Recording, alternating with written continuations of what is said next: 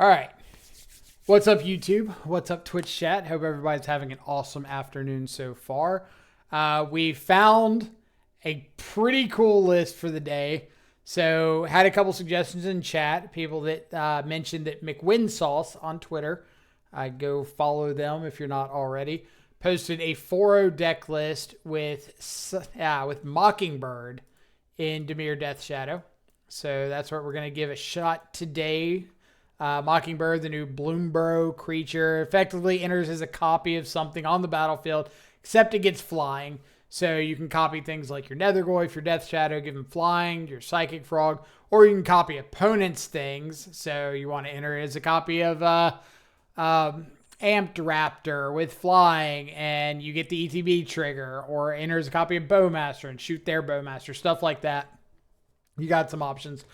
The rest of the main deck looks pretty similar to what we've run before, so I'm excited for that. A little bit of familiarity is always nice.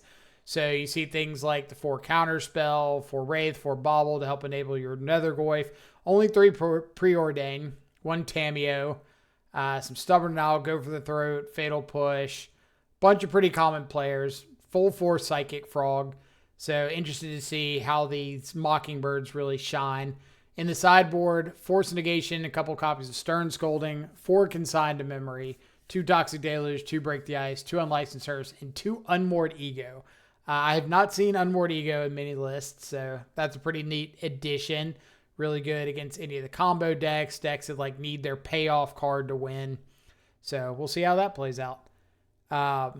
What's crazy is it's not cost equal to X, it's just mana spent. Right. So like Mockingbird, we'll just go over that one again real quick. I kind of glanced over it. Dying here.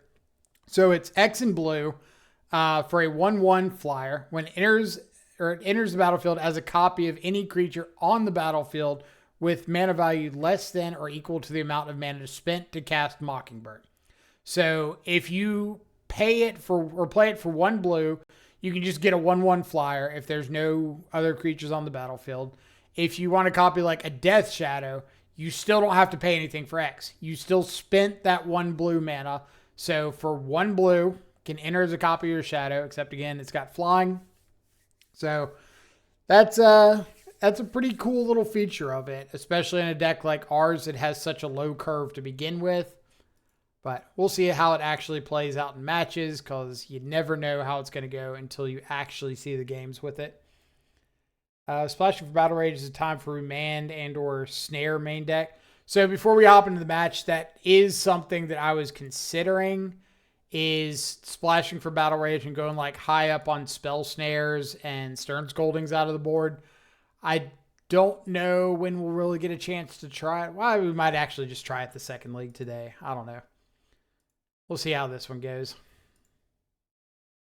Now that there's no grief in the format, no Nadu, the possibilities are endless. You could play 4 Thoughtseize with your 4 Death Shadow. You could play 4 Death Shadow with your 4 Thoughtseize. You could play 4 Death Shadow and 4 Thoughtseize in the same shell. Like,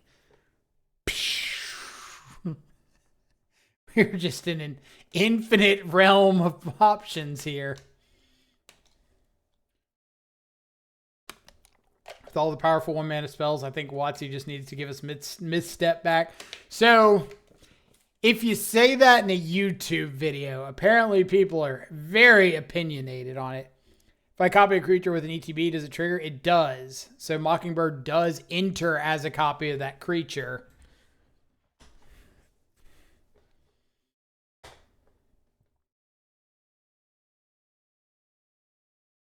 But when it comes to mental misstep, I'm a very firm believer that, one, there's enough stuff nowadays that don't care about mental misstep. Like, you've got Eldrazi in the format.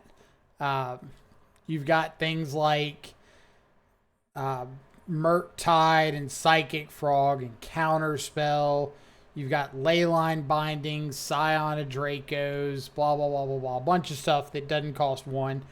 And I think Mental Misstep is this card that's like self-containing because if you start playing a bunch of missteps and everybody starts playing missteps to fight over missteps, eventually that one big brain person just turns around and says, well, like, you know, I'm just not going to play one drops and I'm going to make 4 of their cards dead, plus potentially more. And misstep gets worse over time because people just start like changing up their curve. And then when you stop running missteps, it starts curving back down, and they start running missteps again. It curves back up. All right. Pretty interesting. Interesting opening hand. We do have like a Nethergoyf into a Shadow if we want it. Unknown opponent. I think I am just going to play out the Nethergoyf on one.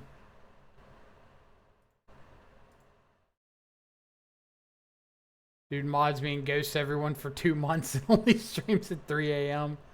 I just didn't want to see you with a little badge next to your name. I was like, I can't handle that sort of emotional disappointment every time I stream. Alright, so we got a commercial district. Puts a card on top.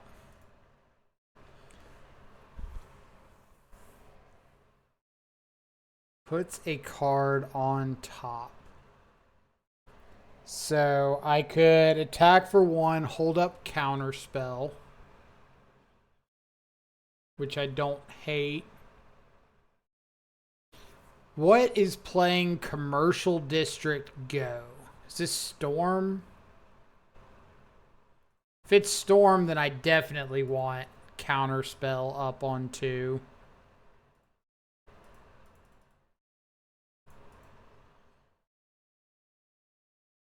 You ever miss Delvefish, or does Nethergoyf make you happy? Nethergoyf does make me really happy because you can just like play it out on 1. I'll always miss Delvefish because I am a Gurmag stan. Like every opportunity I get, I love Gurmag Angler. I think the card is such a cool, sweet design. All right, so we got an Arboreal Grazer.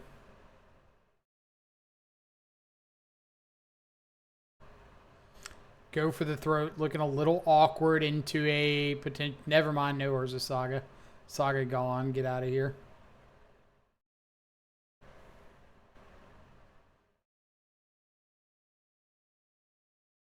So you're saying Mental Misstep is like Bowmaster and X1 creatures? Pretty much, yeah.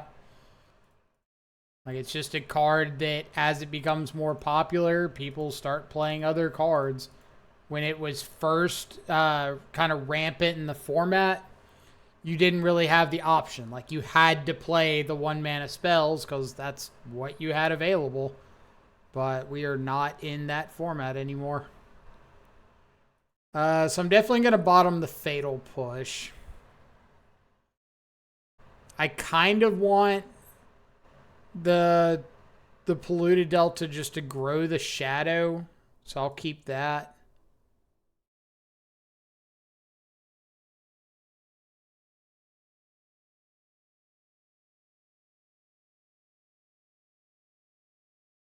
Lay out our Shadow. Maybe we get to like Stubborn Denial of 1 ring.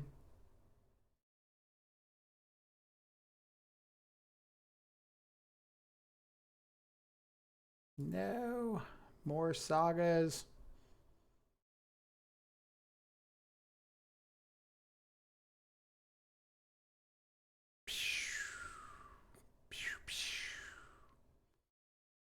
Told you we were going to Stubborn Denial of 1 ring. Opponent choosing wisely to not attack for 0 into my Shadow. You can copy Raptor and Cascade. You can copy Raptor and Cascade. The problem is that copy Raptor and Cascade also more than likely flips you into like a counter spell. And that doesn't really do a whole lot for you.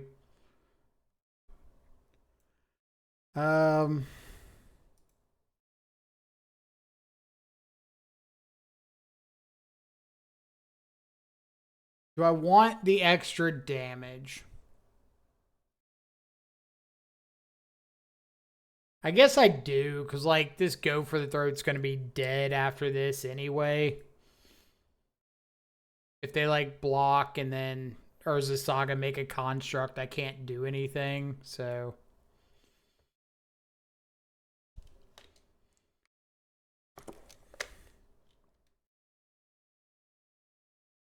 It's not a 2-turn clock regardless, because if they had blocked the Shadow and let the Nethergoyf through, I'd put them down to 12.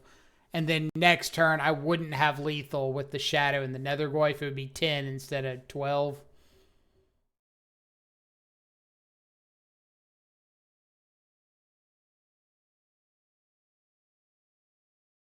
What do we got? I will absolutely take a counter spell. So let's go bottom Shadow, right? Bottom Shadow, top the counter spell, attack with both. It's not killing me with a construct on the crackback.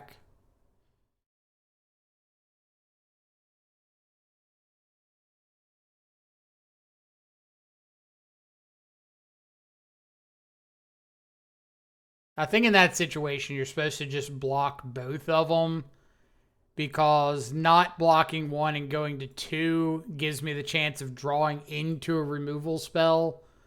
But blocking both of them means if I draw a removal spell, it doesn't, like, really matter.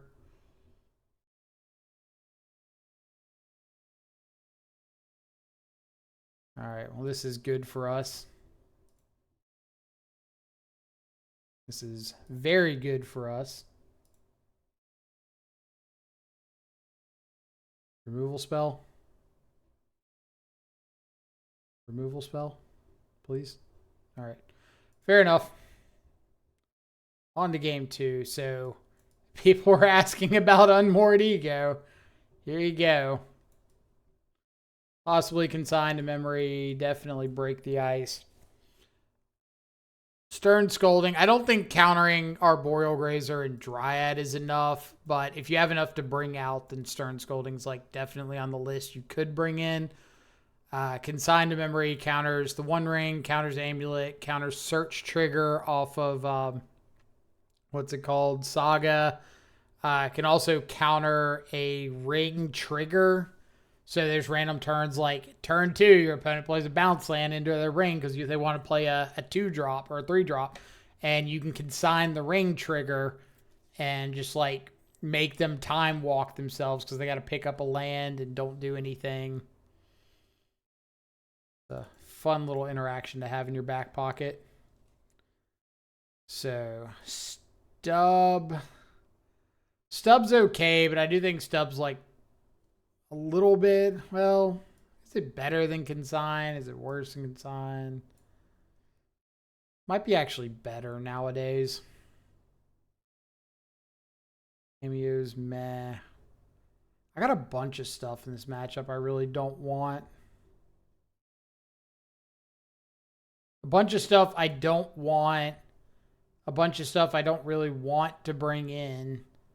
Like, I don't really want Mockingbird because I'm a little afraid of having a dead card in my hand over, like, a sideboard card.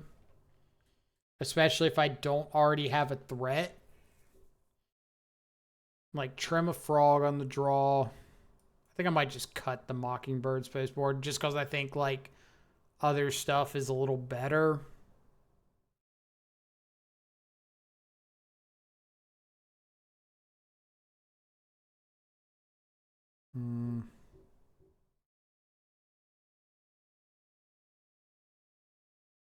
I'm not a fan of this sideboard plan.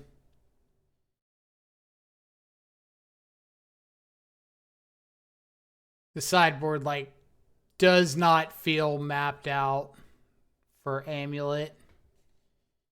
Are you taking Ring or Titan with Ego? Depends on the hand. But more than likely taking Titan because I have, like, more answers to an actual Ring than I do a Titan. No, this hand's not winning.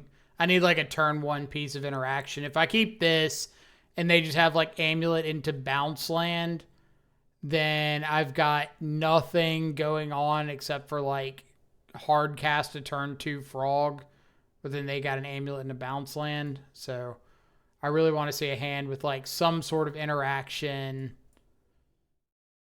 even if it's not great, just something to do early to slow my opponent down.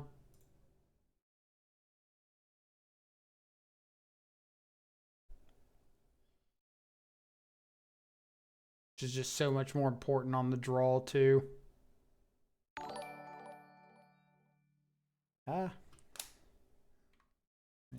Shift over my audio. Ben coming in with the 7-month resub. Thank you so much. Welcome back to the Stubscribers. Always a pleasure to have you around. Urza's Saga Go.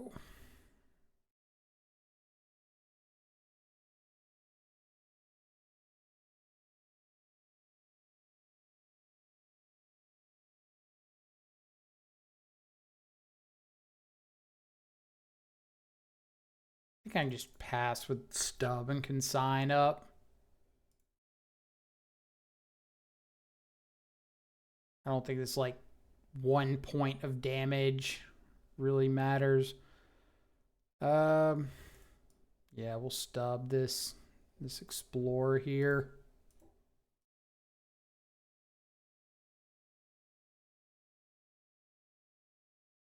Slow the game down a bit. Sign can also counter Titan Search trigger. That it can.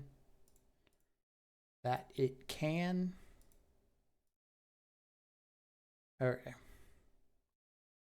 Now my hope here is basically get to consign this search trigger, untap like double shadow or something, and oop.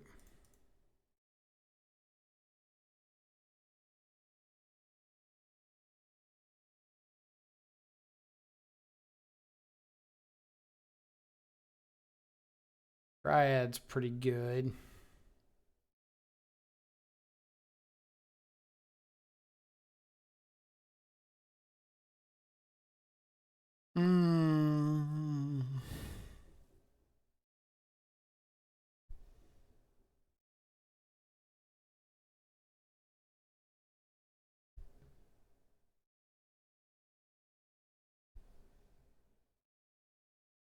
That is not a good draw. I think I want to board out more Psychic Frogs on the draw.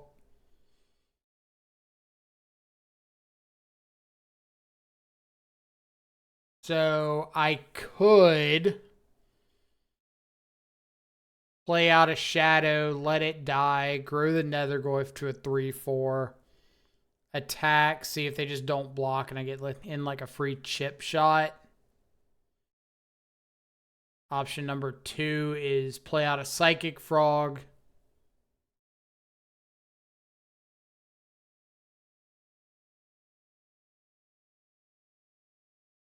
Discard a Shadow, attack.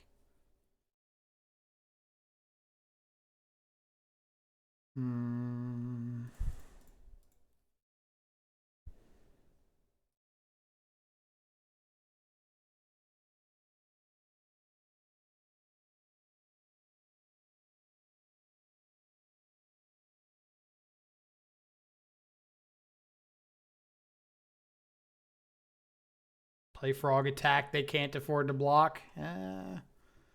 Clearly they can. I got a ring here. Yep.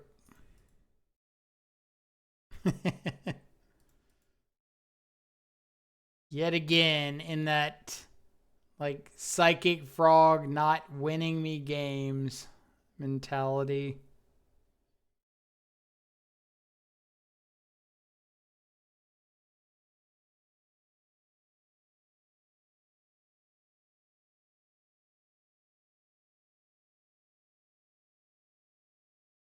Okay. Wait, did not... Was I just F6'd? Oh my god. I didn't even realize I was F6'd.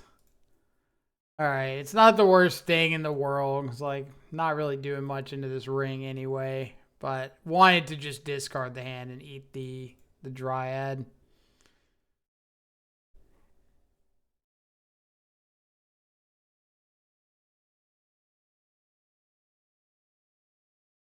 Yeah, do not really agree with that attack there.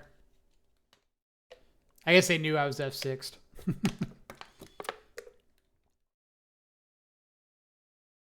Defense grid. You got it. Terms and conditions are acceptable.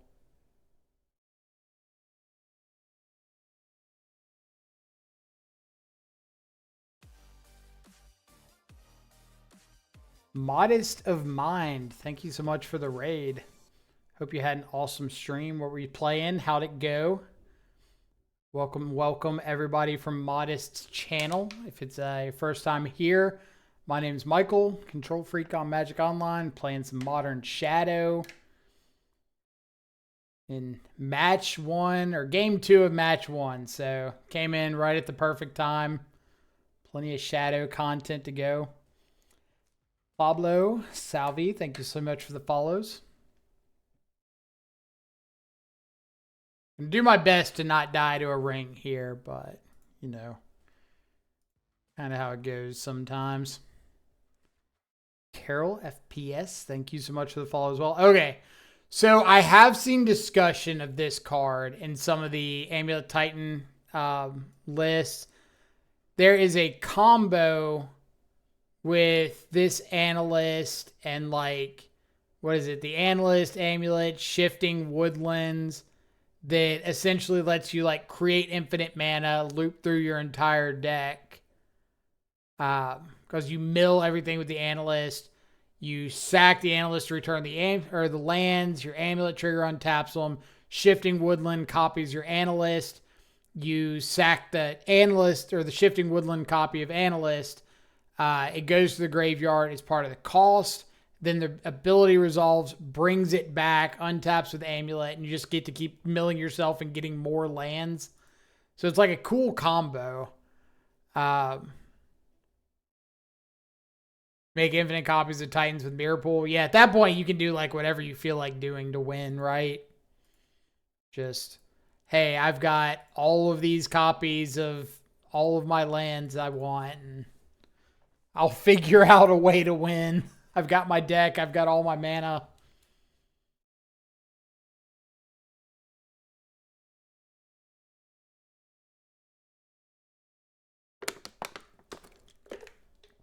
Yeah. I hope that swig of water wasn't loud. Probably was.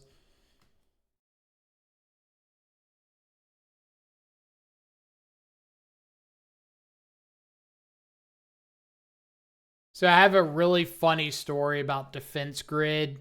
I was playing in an SCG event against Shaheen Sarani, longtime SCG grinder, and he was playing Clark Clan Ironworks. It was like while KCI was at its height, and we're in game 1. I'm playing Grixis Shadow. I got like a Gurmag Angler out, and it, on his upkeep, what was the land that gains a life if you got artifacts, and then you can tap, sack it, and tutor up an artifact.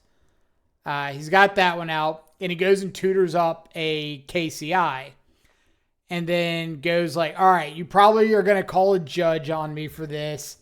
Inventor's Fair, yeah. He's like, you're probably going to call a judge on me for this. It's in my main deck, I promise. The judge is more than welcome to go look it up. And I was like, okay, what you got? And he windmill slams a Defense Grid. It's like game 1. I'm like, okay, that is a little bit of a hot one in game 1. And I had to read it to double check I knew what it did. And I'm like, all right, yeah, it resolves. We don't need to call a judge. It's fine. And he's like, awesome. And then taps the rest of his mana and plays a KCI. And I'm like looking down at my lands. I just go, tap 4, stubborn denial to KCI. And he's like, oh, I thought I had it there. I was like, my bad.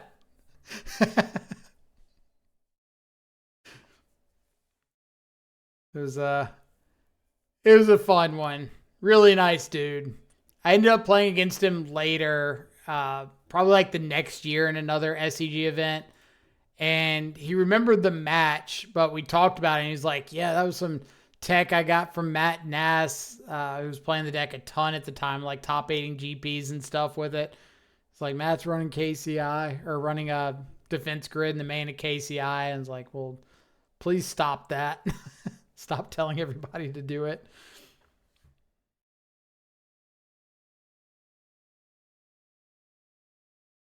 All right, what are we mapping for? Like another saga or something? Their ring hits must just be atrocious. That's slightly less atrocious. Lil Boke, thank you so much for the follow. Hope you're having an awesome, awesome evening.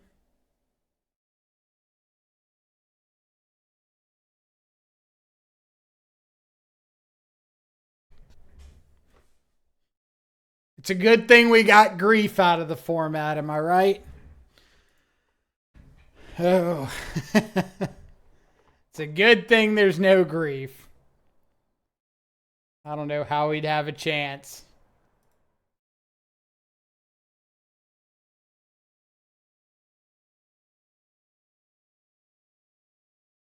All right, so upkeep. I know I'm going down to 3. But I am going to go get an Undercity Sewers just to try to find like a fatal push to kill this Dryad. I don't want to fetch on my opponent's turn because I need the Revolt on my turn.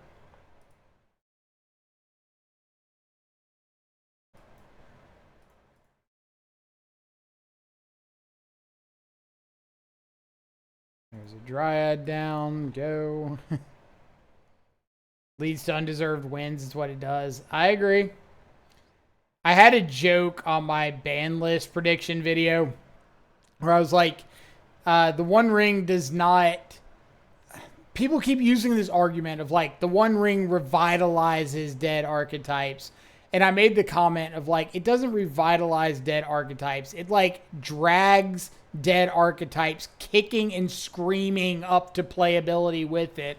Like, you're not making the rest of your deck good. You're just running the One Ring, and you can win with whatever if you've drawn 15 more cards than your opponent. Like, the rest of the deck just doesn't matter because you've got the One Ring. Rafa, what's up? Hey, man, good night. I have started buying some cards for Dimir Shadow, which I buy before 4 Nethergoy, 4 Frog, or 4 Watery and Undercity. I would buy the Watery Graves and the Undercities first. That way you've got some flexibility. If you end up wanting to go with like a Tameo build or a Nethergoyf build, you can. If you want to go Frog, Murktide, whatever, you can. But the mana base is going to be pretty much the same for all variants. You might have to get another Undercity Sewer if you don't go with the Shadow build. But I would say it's a lot safer to pick up that stuff than it is to pick up the others first off. Okay. Do I want to board out? I want to bring in the other stub, bring in the other consign. I might just like board out some frogs. I really don't like frog. Frog just feels so slow. Alright, roll with it. I don't want to say Frog feels slow. Frog feels like something I don't really want to tap out for on turn 2. But it also depends on like what my opponent does on turn 1, if I have any interaction. Okay. Alright, I'm going to teach you something here. When you've got like a Thought Season and Hand Disruption spell like this, plus say a Shadow, you've got two options. Option number one is Thoughtseize your opponent and hope they don't have like two amulets. Option number two, which is my preferred way, just pass with the consign to memory. That way, if they do have double amulet, I get to consign the first one, untap, Thoughtseize the second one. Now, there's always a chance that they can do something to mess that up. Like, not play a 1-drop, play an Arboreal Grazer. But I think it gives you the most chances of not getting, like, super blown out. I don't know if Amulet plays Veil of Summer, but I guess we're about to find out.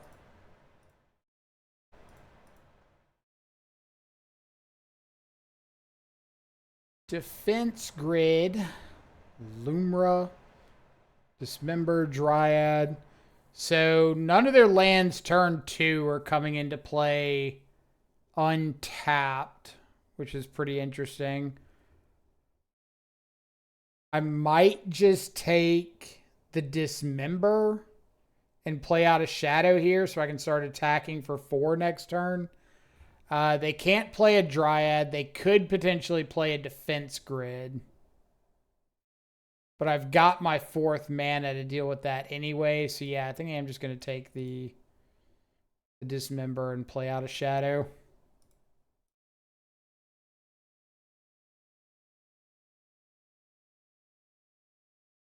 And if they do nothing this turn, the hope is that they don't draw an untapped land for Defense Grid. And I'd get to just like attack, play out another Shadow. And then I can decide on Defense Grid later. But I don't have to commit to anything.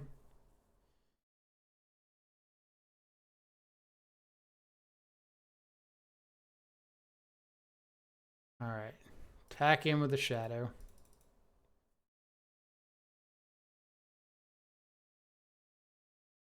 Play another Shadow. Go. More than likely, though, I'm just letting the Defense Grid resolve if that's what they do this turn. Yeah, you got it. I'll have the mana to pay for it next turn.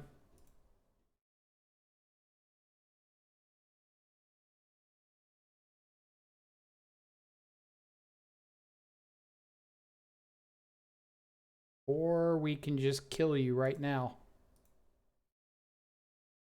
Boop.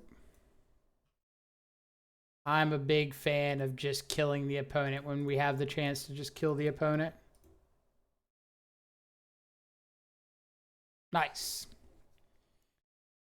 Let's see. As a Goryo's gamer, I was foaming at the mouth when they banned Grief and kept Ring. The saying that WotC does things at random is so true. I definitely don't agree with banning Grief over the One Ring. I do think both of those cards need to go in the long run, but I definitely would have banned the One Ring first. Obviously, I'm not in charge of the decision making. Peasy, what's up? How's Mockingbird been? Haven't cast one yet. I wish I had a better answer.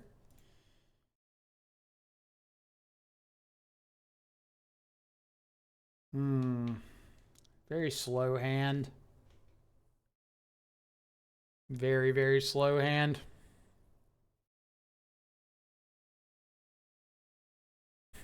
Last seen 27 days ago, Goryo's Vengeance. Oof.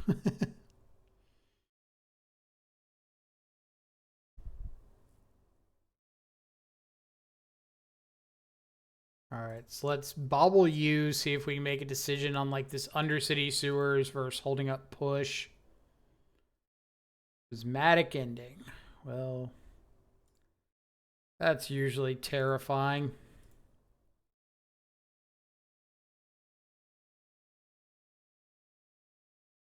I'll keep a Nethergoyf. It's like a proactive threat that I can play out. I know it gets Prismatic Ending, but one way or the other, like one of my threats is going to eat it pending. So I shouldn't let that like stop me from playing stuff out.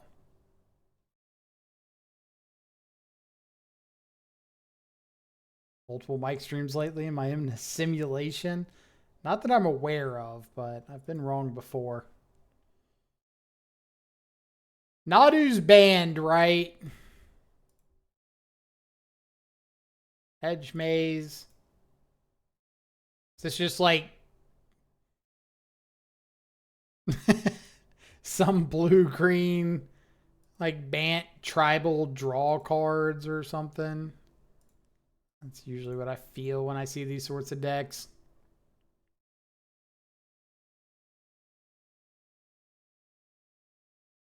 You know what, opponent? Kudos. Kudos for fighting the good fight. I'm a fan.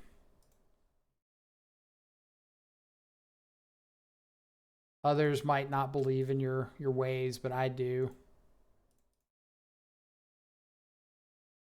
They're going to be out here saying your deck is dead, and you're just not going to listen to them.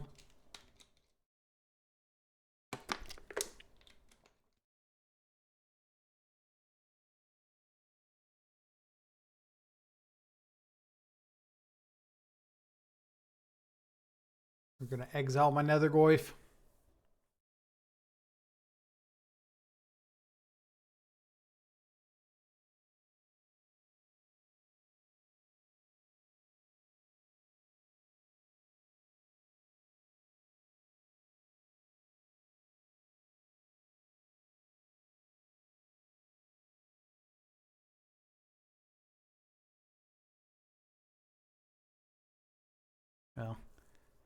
Well, we definitely kept this hand off the chance that they were a creature matchup. As we can tell, they are not a creature matchup, so hand looks a little bit worse. Still have a chance, but we need to find like some thought seizes or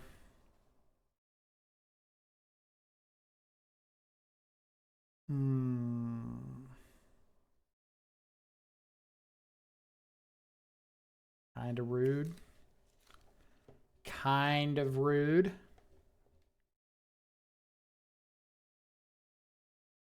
Feel like they should take a Fatal Push because I can get Revolt and double Fatal Push Atraxa. CMC 7. 4 plus 4 is 8. I don't know if they can handle that. Oh boy. Alright, so let's go get an Undercity Sewers. Try to maybe find another counter spell. Oh, Undercity Sewers is in play already. Crap. That's right. That was my turn too. 1. Can't remember. Consider.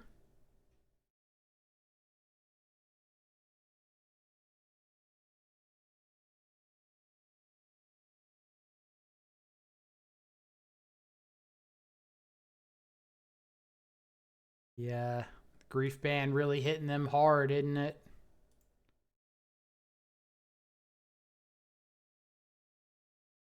Okay. Counterspell. Counterspell. Counterspell. Now that Nadu's gone, I can go back to playing my 5-color Omnath piles. Well, you don't have to. You can, like, leave those in the trade binder. Manifest it in your mind, and it will appear in the real world. So now that they've gotten Atraxa in the yard, I'm not fighting over this Tainted Indulgence. They do not have 5 CMCs. They've got 3 currently. But I don't want them to have Tainted Indulgence, bait with that, and like then have a Goryo's Vengeance. So I need to let this resolve, hold the counterspell for the Vengeance, and go from there.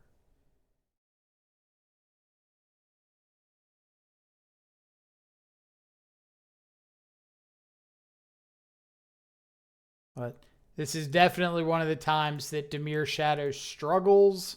Because, like, not being able to potentially swap out these fatal pushes for live cards is very rough. Disappointed they didn't ban the One Ring. Still don't want to play. Can't afford to own 4 One Rings. It's pricey. That is for sure.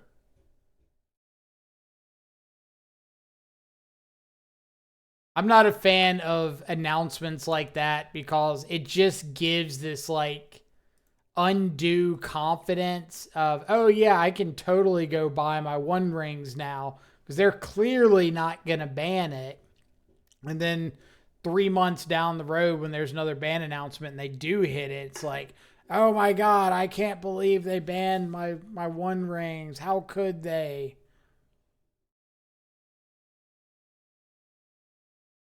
I guess we're going to save that for a fetch land. If I do find another land, I can get down a Shadow and like a 3/3 Mockingbird. And not fantastic, but it's better than what I got going on now. Maybe they play a Frog.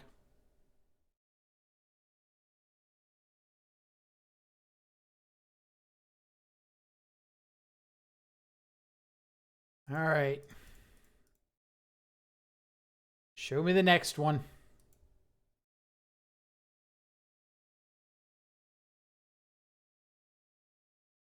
Give it time. It's 49% of the meta. I think it's actually more than that. Because I quoted what was on Goldfish in my video.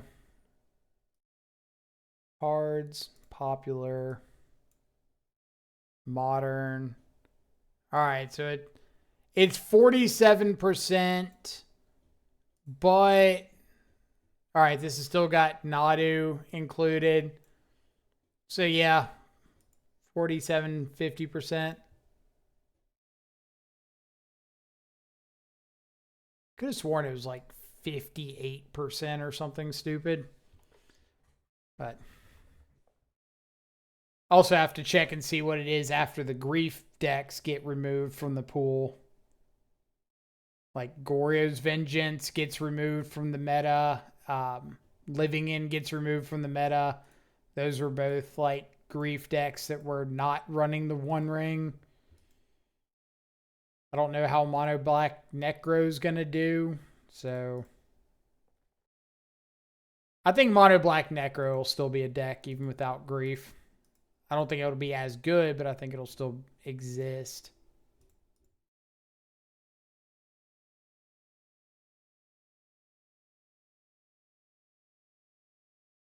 Hey, look, we're doing it.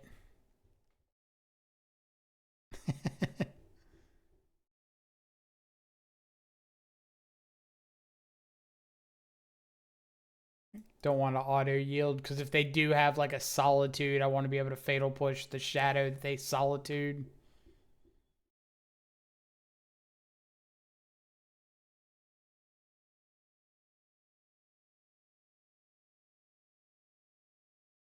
And now that like the Boros Energy players have finally decided that the One Ring is the truth, it's going to be everywhere. Everywhere. They just restrict it. I think it could be fine. So I would love for them to restrict the One Ring. I would be 1000% okay with that decision.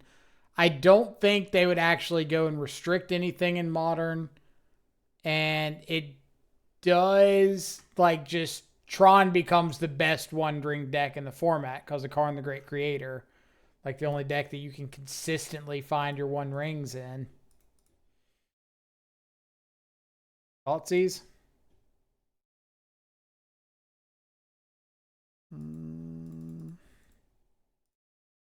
It's not quite a Thoughtseize. Loses life. We should play it too. We should. We are actually cowards for not playing it.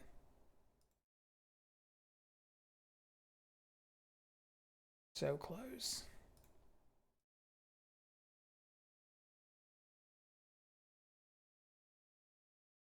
We need fetch lands. We need Thoughtseizes.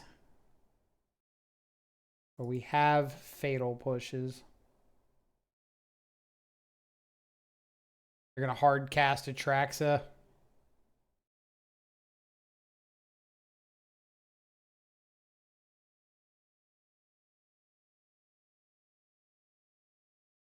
Green, white, blue, black. Yep. Oh, having an opponent hard cast a 7-drop against you with Shadow is always like the worst feeling in the world. But they did have triple prismatic ending with the Thoughtseize, so I don't feel too terrible.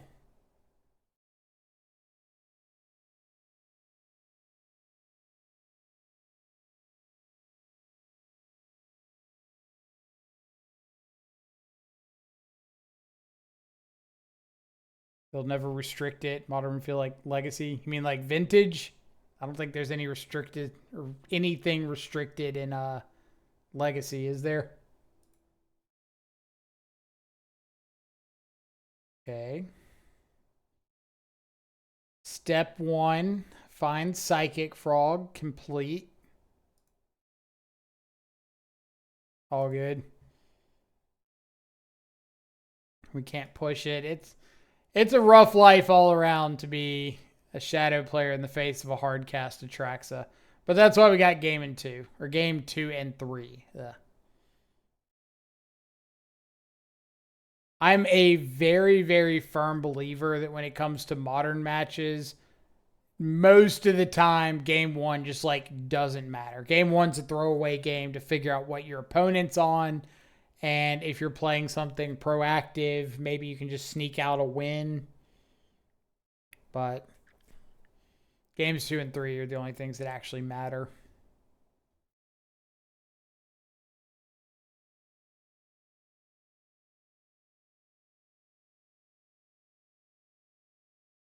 Now we can discard all 3 of these fatal pushes to enable Ferocious on our Psychic Frog.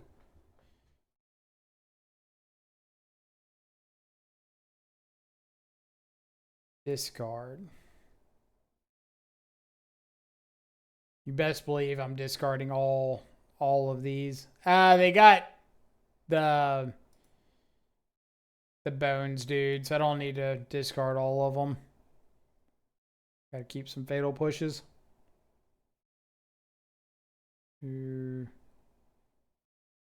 the activation on that guy the Emperor Bones? Does it say anything about like activate only as a sorcery? No.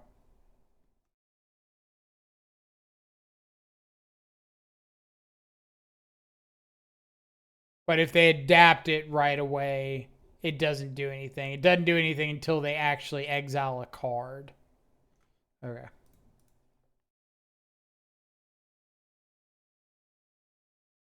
Restriction on really egregious cards is not that bad. I mean, I'm for restrictions. I'm also for errating cards, even if they're in paper. Like, I know it's a logistics nightmare when you have multiple versions of a card, but I would rather have a logistics nightmare than try to deal with like a card that shouldn't have been formatted the way it was.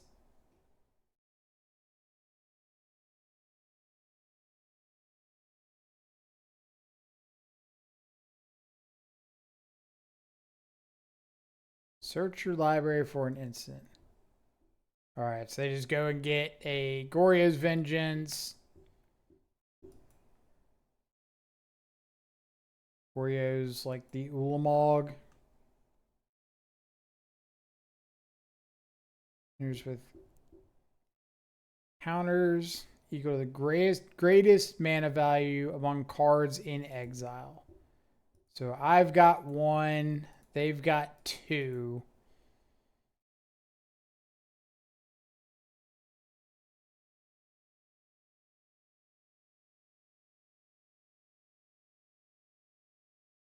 I wonder if they're not running Solitude.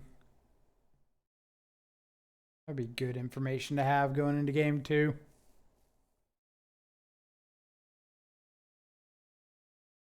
But this is while we're waiting on our opponent to actually kill us here, This is one of the games that like kind of showcases my concern about not Psychic Frog. Well, Psychic Frog to an extent, because one, like Psychic Frog showing up really late is rough. But Mockingbird.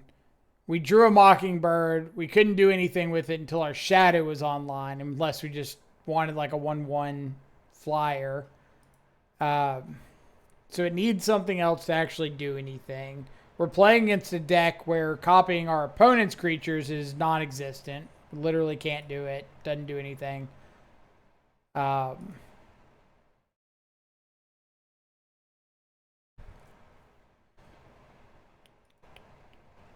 we'll sack. I can block the Ulamog with the Shadow. Take 7, go to 10, Shadow lives. They go up to 16. So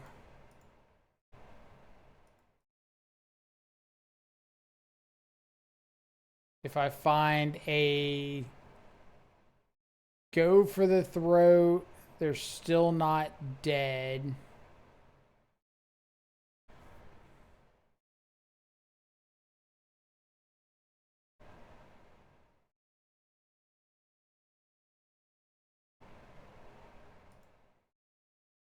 But a go for the throat would be a pretty good draw.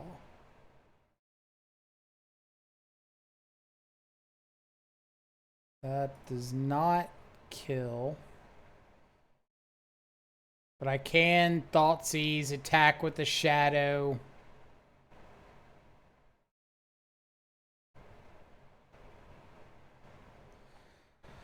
So Emperor Bones, like, messes up everything I could possibly want to do right here.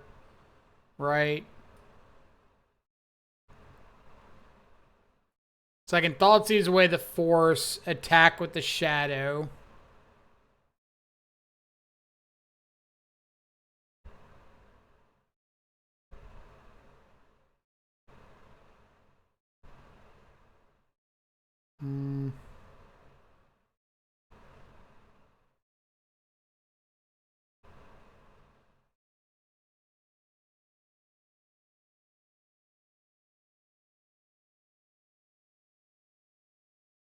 Guess we'll take the Emperor. Attack with our Shadow. Plan on blocking with the Psychic Frog. Lois, thank you so much for the follow. Hope you're having an awesome evening.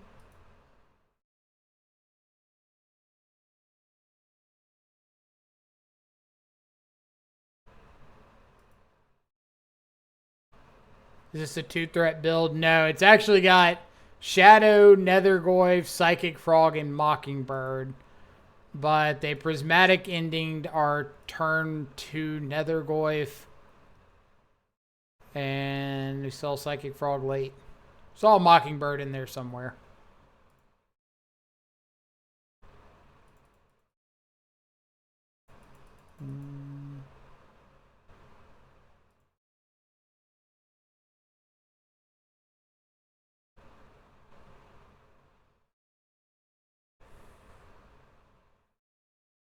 How many go for the throat? Not threat. 1 go for the throat.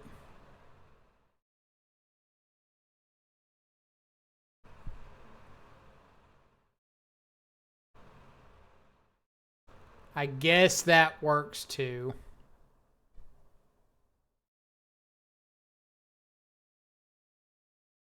Alright. So now at least I do know they're running Solitude. It's always nice to have a little bit of extra information than you had before. Fatal Push, terrible. Go for the throat, terrible. I know that Go for the Throat kills Atraxa, but if they resolve Atraxa, the game's probably over anyway. So I wouldn't... It's... How to explain this? It's one of these sideboarding decisions that I really don't agree with, that I feel like people make a good bit of the time, is, oh, I want Go for the Throat because it kills Atraxa. I want Go for the Throat because it kills like the Primeval Titan. But most of the time, if that thing resolves, like you're just losing anyway. So I would just take that slot, dedicate it to something to prevent the annoying thing from resolving.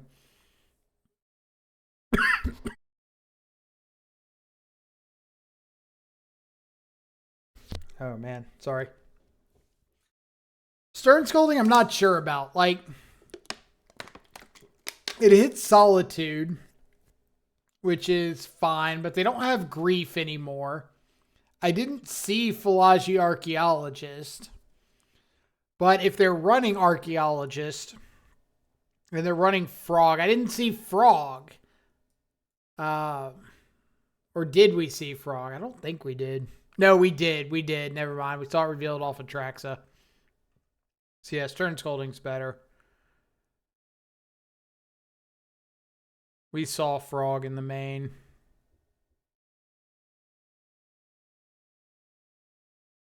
So I might want some number of Fatal Push back in.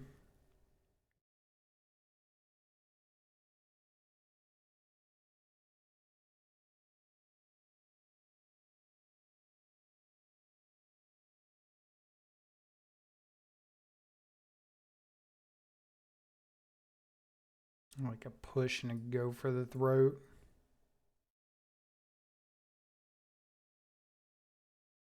Poured out Tameo.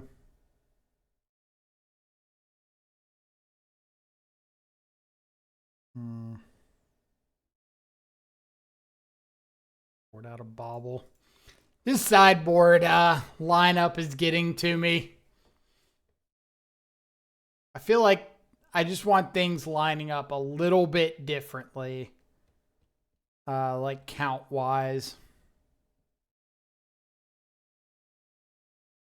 Maybe it's Mockingbird doing it to me, but I don't know. Just everything feels like it's a little bit off of where I want it.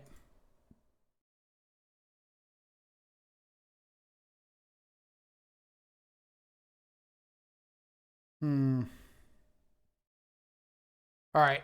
I am going to go for a Undercity Sewers here because I feel like if I fetch Shock Thoughtseize and don't give myself the extra chance to find the land, I might just lose on the spot.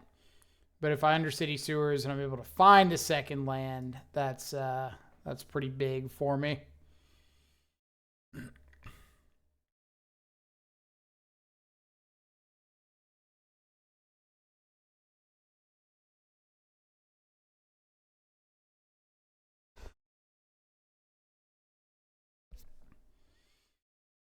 When it looking at this Thoughtseize, like, why didn't they cast it?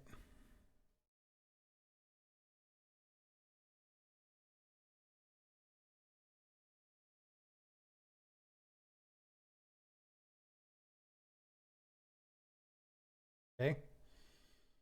That's going to give me 3 card types potentially for Nethergoyf. Land. Nice.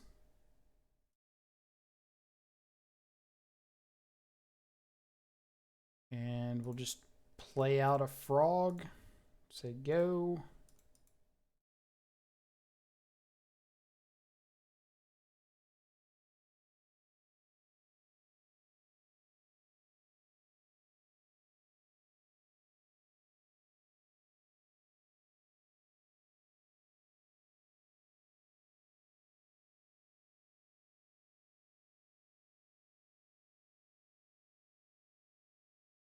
What you got? A frog of your own?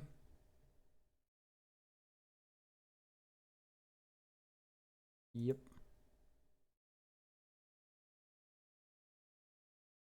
OP got good taste in basics. They do have good taste in basics. I like these snow covereds. Okay. Little frog v frog violence potentially.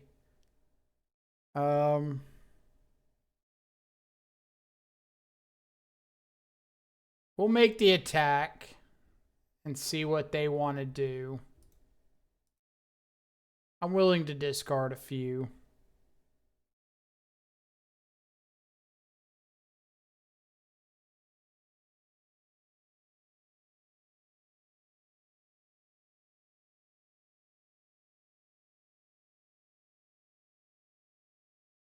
Should have brought in Break the Ice. That's funny. Right. Discard a shadow. Your turn.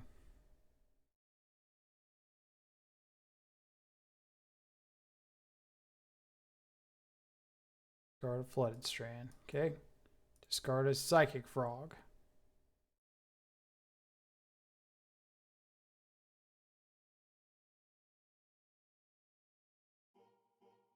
Discard a Marsh Flats. Scopy coming in with a $25 tip. Thank you so much. Greatly appreciate it. Appreciate you. How's your evening going? Glad you're able to come catch a stream. 3, 4. Yeah, we'll discard another. Pneumatic, thank you so much for the follow. Hope you as well are having an awesome evening so far. Appreciate you coming around hanging out.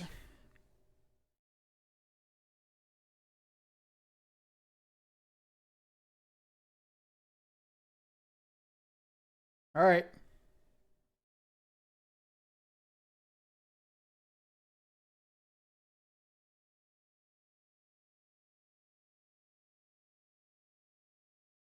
And let's play out our Nethergoyf and say go. Doing well, prepping for the RCQ Saturday. Yeah, I'm not really sure what I'm going to play, or what kind of list I'm going to play in some of the upcoming RCQs. A little all over the place at the moment. Like, last weekend, I played in one, looked at the room before we started, and it was like Tron, wall-to-wall Tron. Everybody's on Through the Breach. Everybody's on some Eldrazi Tron variant.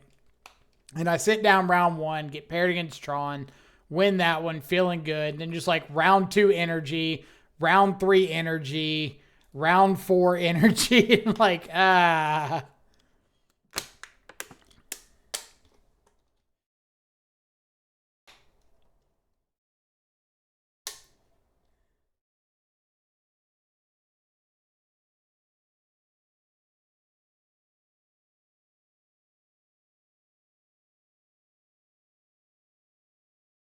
would have really loved for that to be an instant.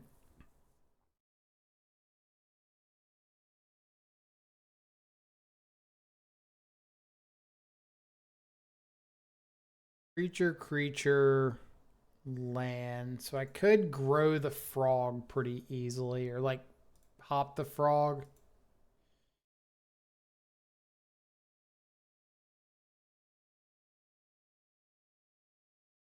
I feel like I want to. Creature does not shrink the Nethergoyf. I think I kind of want to like make them start hitting their graveyard.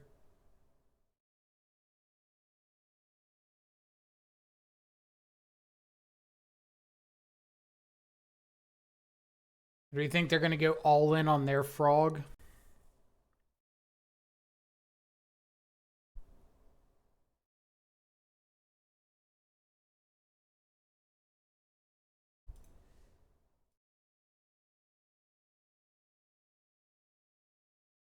Should have given it double flying, just like hop again.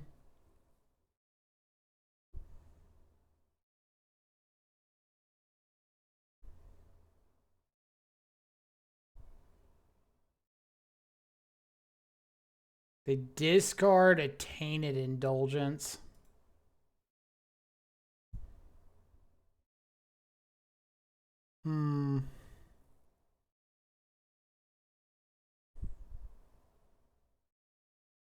I feel like that's a pretty good sign that they're all in on their frog.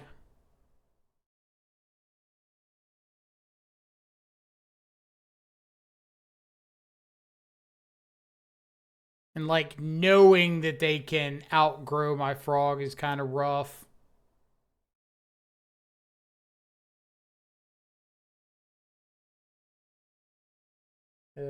Frog.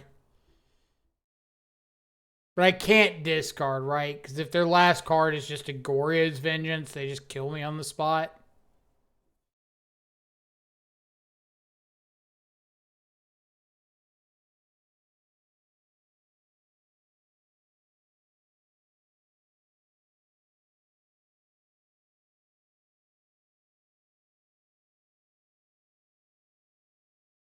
But at least now there's a chance that we can, like, top deck a removal spell.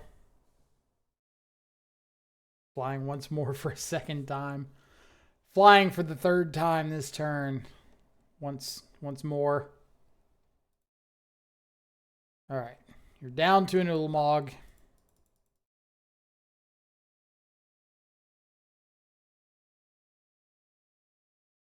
No more flying. Maybe.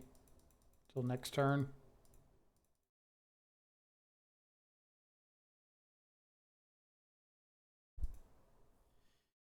Fatal Push. Go for the throat.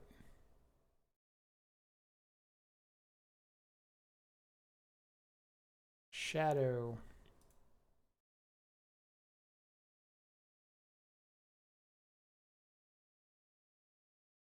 I feel like they're backed up into enough of a corner that they just have to go for it here.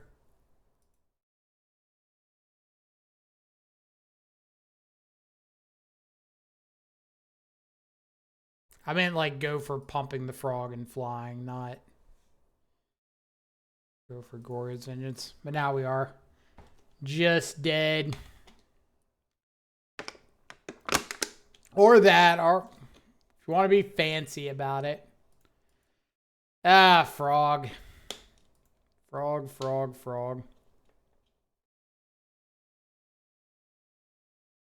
I want Tameo back. We are dead after all. Some would say not dead after all, but we are dead after all.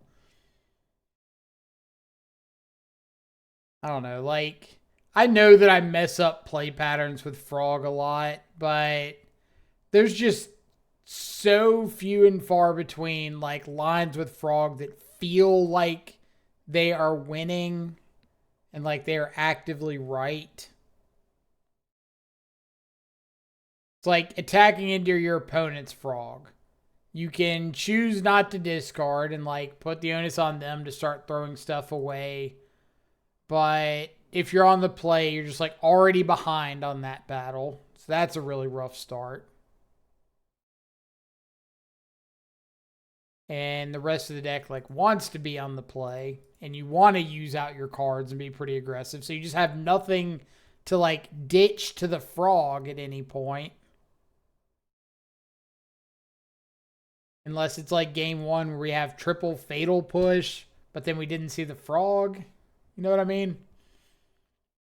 It just feels like it doesn't line up the way I want it to. Devourer of Destiny.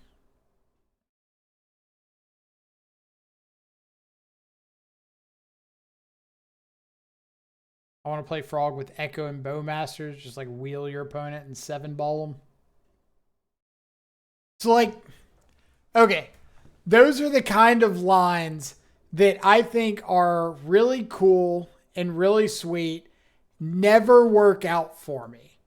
So we played Hollow One the other day, and I was like, okay, this is pretty sweet. I get to play Hollow One. I've got Bowmasters in here. I've got Burning Inquiries, and I'm going to like Bowmaster and Burning Inquiry somebody and just shoot them in the face for a bunch. And I never got to do it the entire league. Just never lined up that way.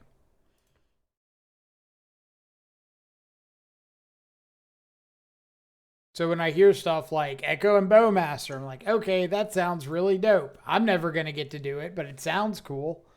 Or when people were so high on like Frog with deep analysis, like I always just draw the deep analysis and no Frog. It's not as good when that happens.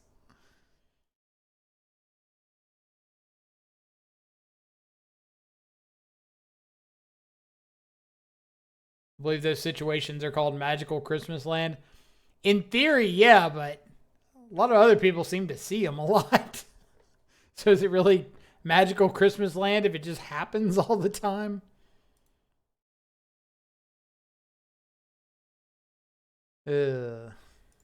Interesting draws. Okay. So concern number one is if I go for Thoughtseize and my opponent just has Kozilek's Command, then they exile my Nethergoyf. I get to follow up with a Shadow. Guess that's kind of okay-ish.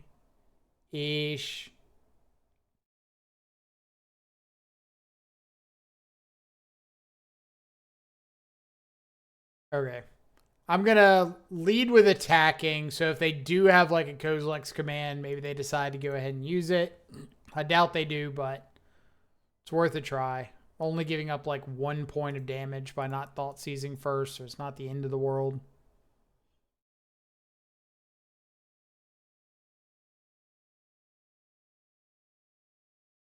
This island's so beautiful. Yeah, it's so beautiful, like hidden in my deck somewhere. It's not so beautiful in my hand. I need it to be far away from my hand.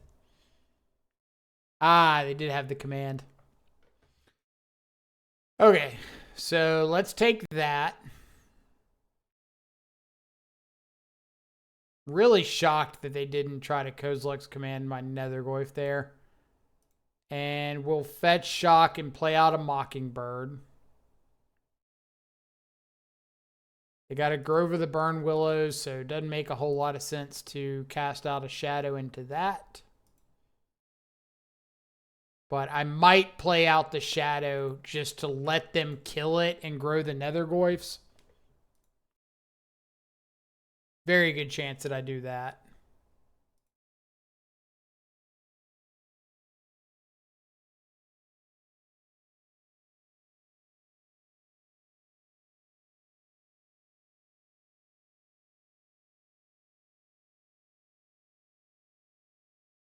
Sowing Mycospawn. Okay. They get a land. That's fine.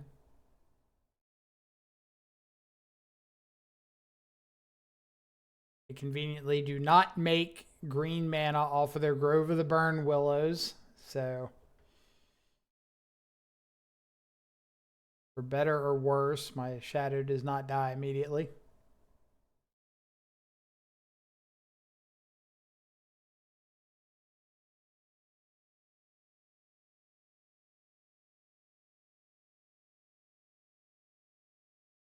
Preordain doesn't do very much to me.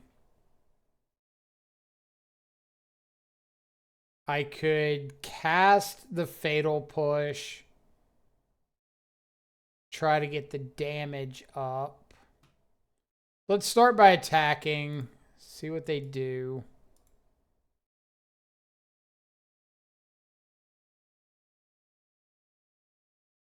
Honestly, kind of surprised they block there.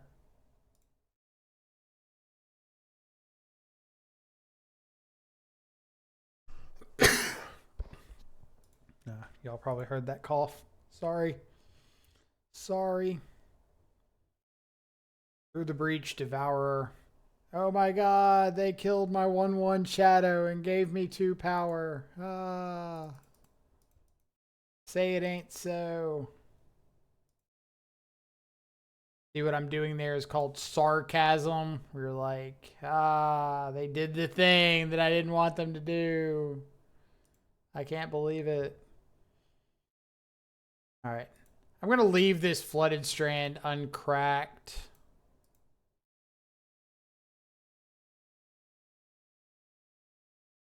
So I can go get a Surveil land. Like, there's not going to be enough turns for me to see 2 things on top that I want. Like, I get 1 attack, I draw the 1 card with Preordain. So keeping the next card on top, like, really does not matter at all. Opponent's got to go for the Through the Breach, because if they don't, they die. Oh, they got Devourer. That's Annoying, but fair. They're going to take out another. Kind of surprised they don't take out the one with flying, but,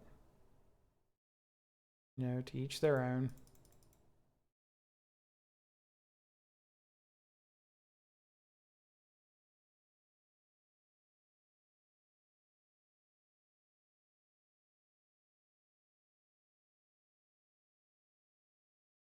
Dogfish, what's up? They've got Underworld Breach, Emrakul, Unknown. Take a Preordain. So if I find another Nethergoyf, that's pretty good. Or just like a Stubborn Denial. Or a Thoughtseize.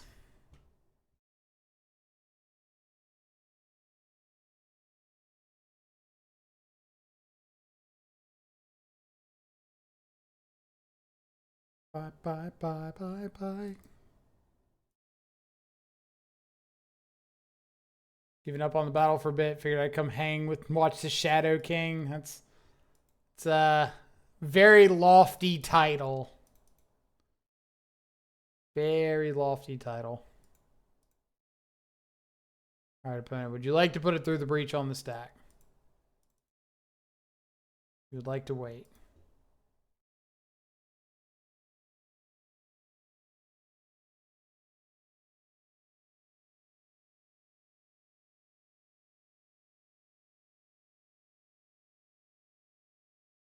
They hit another Devourer.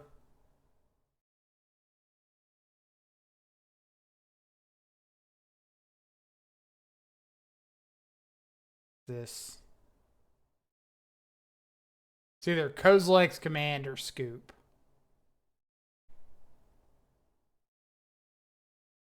Oh, I'm the king, all right, of punts. The king of Puntsville. Kozilek's Command.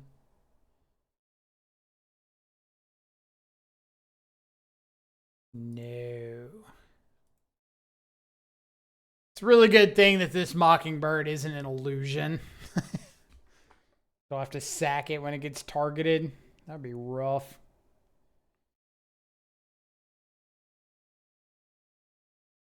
All right, we've got a whole bunch of consigned memories. We got Break the Ice.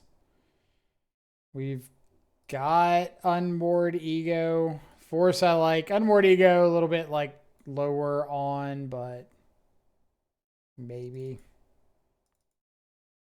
Push bad. Go for the throat pretty bad. Get rid of these Mockingbirds. Ben coming in with the tier 1 gifted sub to the Dogfish MTG. Thank you so much, Dogfish. I'm sorry to say, but you are now a member of the subscribers. I hate that for you.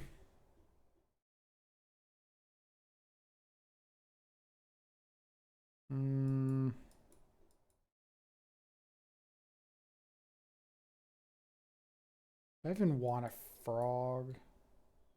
Might go down a frog. Or I'll go down a Tameo. Sure. Even though I like Tameo, I think Tameo is actually really good in unfair matchups like this. Because being able to rebuy like Break the Ice or a Consigned Memory, Counterspell, anything like that is really, really big. Dude. Undercity Sewers is going to drive me insane in this deck. Like, I always joke about not liking the basic swamp because it's always in my opening hand. Same thing with Undercity Sewers. I get messed up on so many curve outs because of Undercity Sewers in my opening hand. Like, I can't throw this back, but it makes Shadow worse. It makes it so that I can't play Nethergoyf into turn 2, Break the Ice. Like, it's just rough.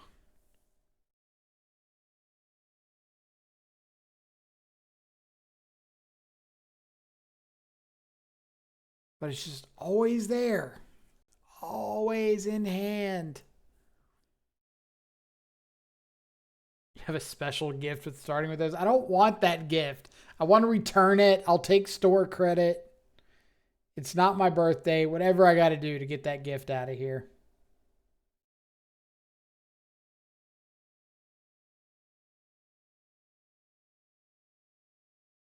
I will exchange it for a gift of lesser or equal value.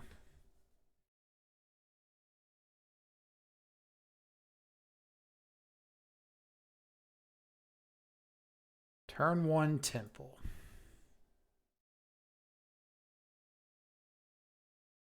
I was going to make a joke. I was going to make a bad joke about let me top deck a land so that I could just play out the Polluted Delta on 1, have the consigned memory in case they go for like a talisman, and then untap and play the Break the Ice. And I didn't say it, but I should have.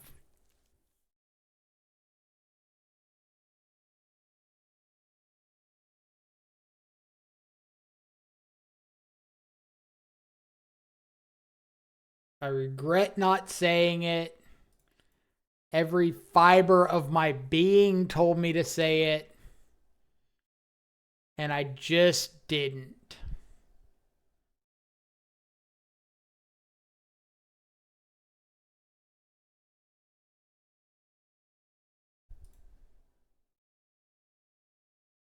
Think they got a Veil of Summer?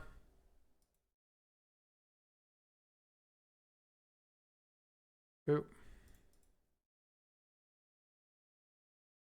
Okay. Step 1, survive to turn 3. Check.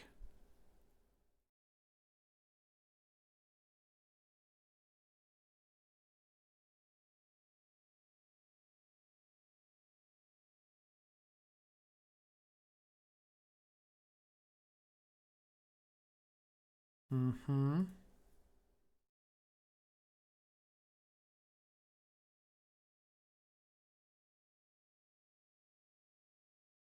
Let's get down Nethergoyf, so at least we have something that can start attacking.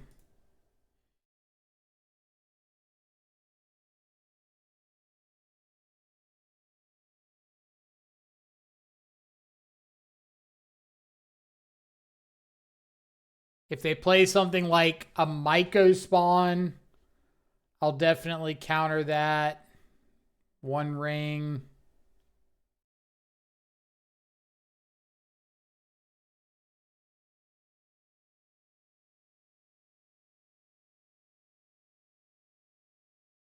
All right. Replicate 1. Okay. This one's countering the trigger. This is replicate trigger. This is countering the trigger. So this one needs to counter the original Myco spawn. What a complicated card to cast.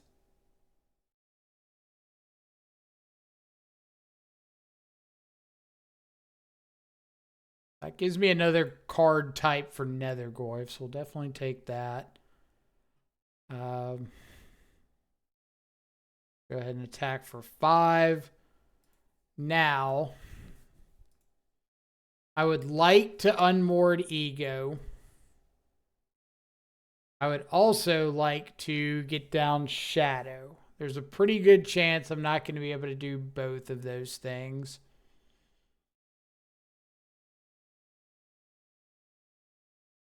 But do I want to unmoored Ego?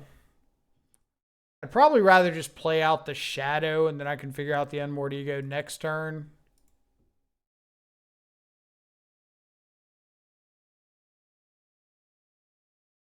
Is there something that I'm just like, I need to unmoored Ego this? Like, I could unmoored Ego the 1 ring. You know what? We'll just go ahead and do that. We'll unmoored Ego the 1 ring.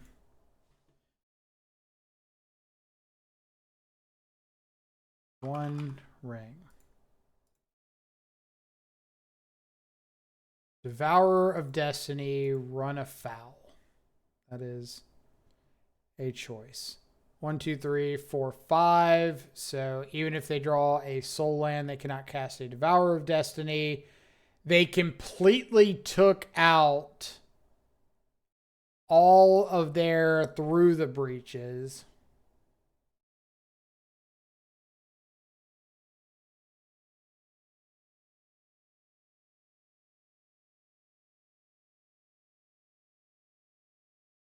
All right. I'm just going to assume they're going to whiff on a top deck this turn.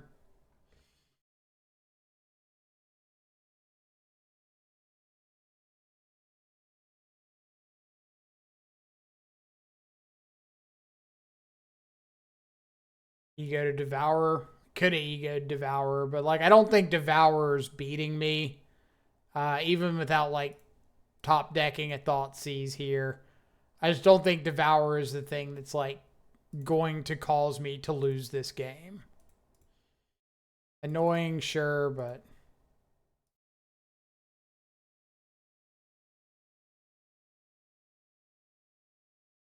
it's like even if they drew a soul land, they wouldn't be able to cast the Devourer.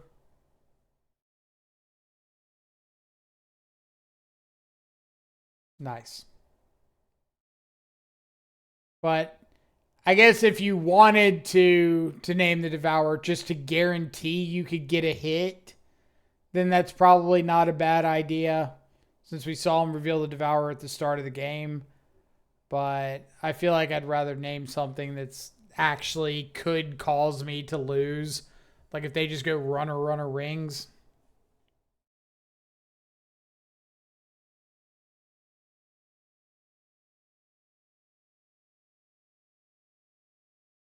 Like, I don't know if you're aware, but the ring is a hellacious Magic card to play against. Let's see, Payday. Did Goryo's feel like a real deck to play against? I mean, Goryo's is like, in my opinion, always a deck that feels kind of real. And I don't think Thoughtseize is like some huge downgrade to the deck. But I definitely stumbled, and that did not help. Opening hand's pretty terrible. Mockingbird does nothing. I got 3 uncastables and counterspell sitting around. This is not great, but better. I can at least play out a Goyf and then like go get an Undercity Sewers or something on turn 1 or turn 2.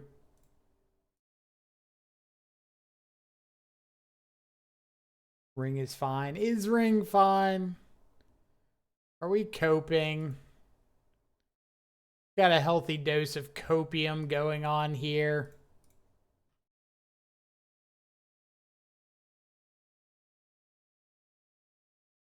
So Bobble in the Yard is nice. Wraith is nice. Oh yeah.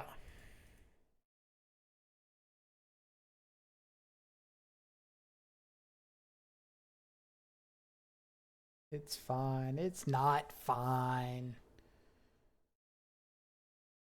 Is this Yawgmoth? Yawgmoth with no 1-drop. That's kind of wild.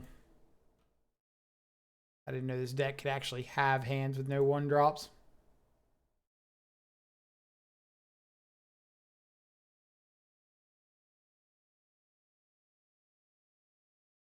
Is Frog good in this list? Depends who you ask. Like, I know it's a very, very annoying answer, but I don't have good results with Frog. So I tend to not run it. That doesn't mean that it's bad. It just means it doesn't get me wins.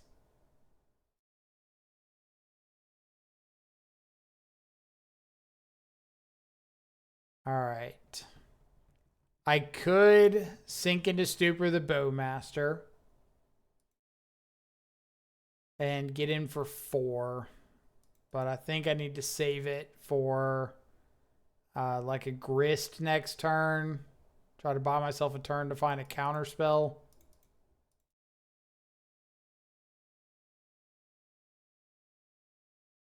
Now this matchup I'm interested to see, not with Mockingbird, Frogless though. This matchup's rough for Shadow, like across the board. Ostinato, thank you so much for the follow. Hope you're having an awesome day wherever you're at in the world.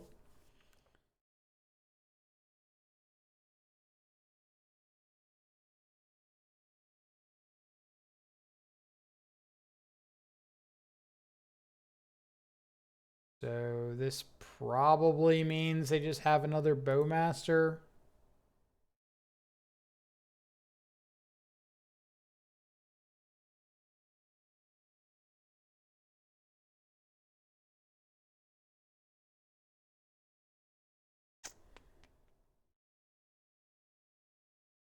Yep.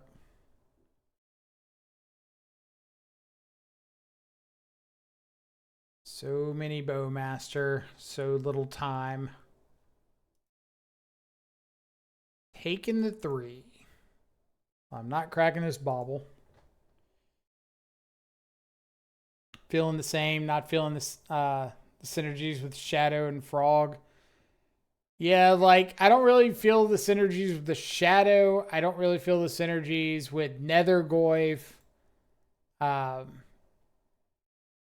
And Frog just, like, doesn't seem to have the same carry potential that other people are claiming the card is, like, giving them.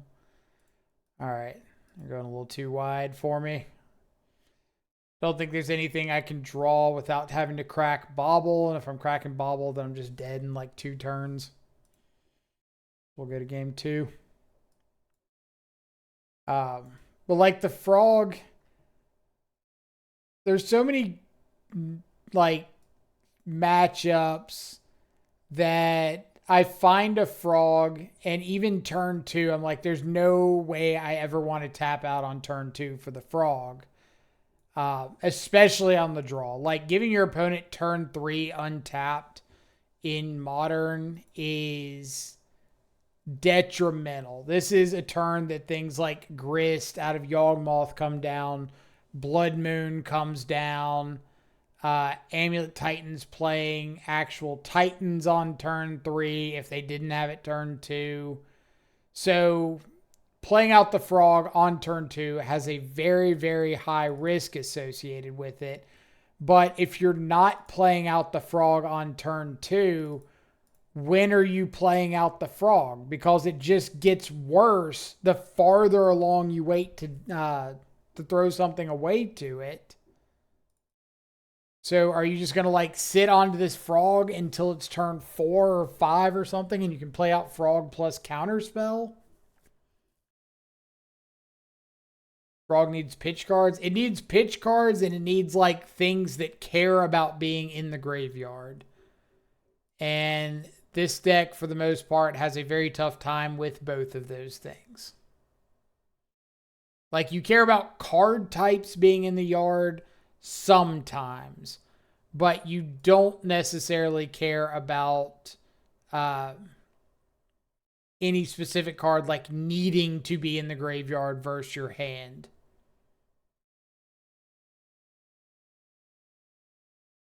All right, so I am just going to play out another Nethergoyf on 1. If our opponent wants to Fatal Push it, that's fine. If not, then I can go turn 2, like Thoughtseize, push their 1-drop, attack for 3. Frog fits into the blue-black control shell better. I would agree with that.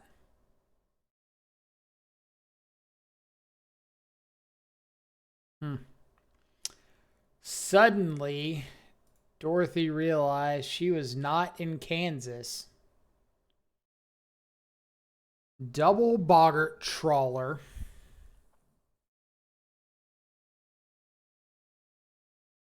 That's a pretty solid one.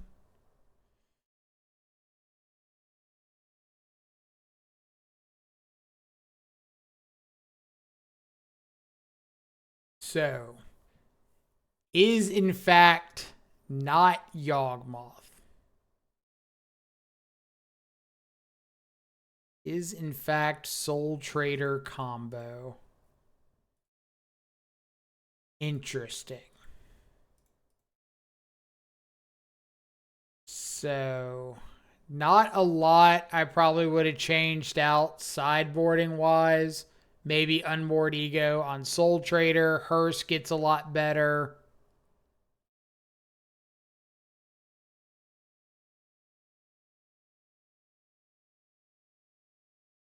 Shadow's a pretty good top deck.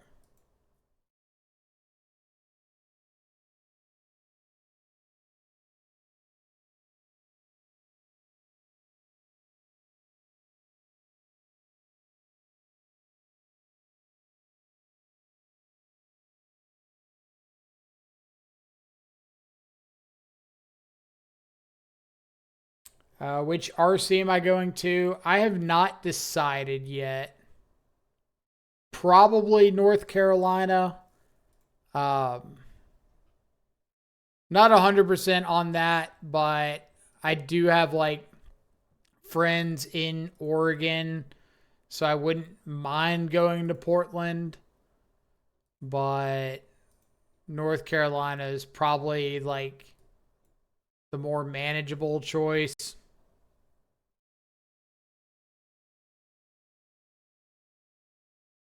But if I end up winning another invite, then I'll more than likely go to both of them.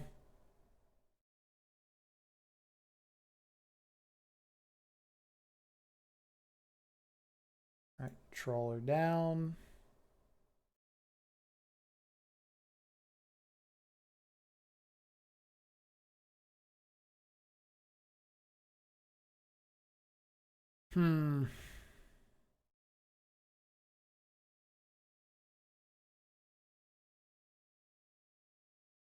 So get in there with the squad. Currently Soultrader can like... Oh, I thought they flipped over a Gravecrawler earlier. Oh well.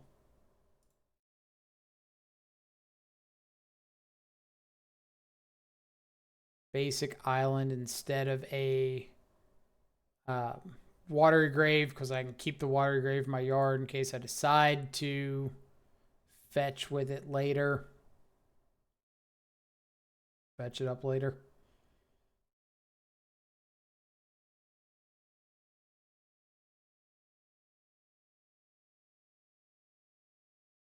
Soultrader's fine because they currently do not have any effect to drain me.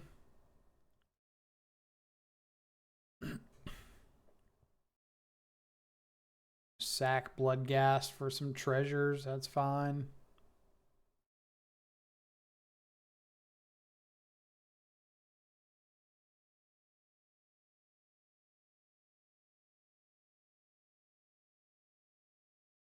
Okay.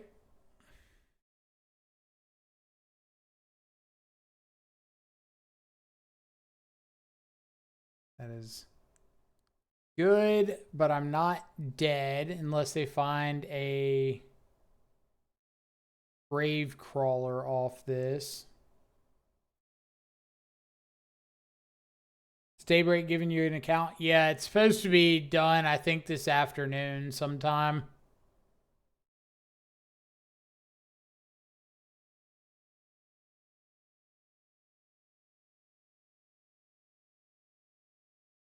Kept something on top with the mortuary.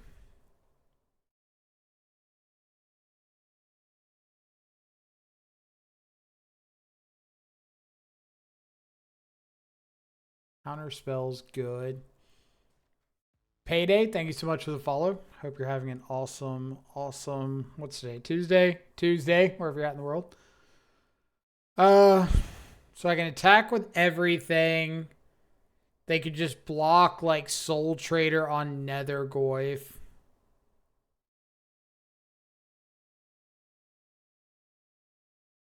I'm probably not attacking with Nethergoyf. Planning on streaming on a regular schedule. I would like to be more regular with it, but I cannot guarantee anything at the moment. So I don't want to like tell everybody, oh yeah, it'll be regular, and then I'm just not 100% sure.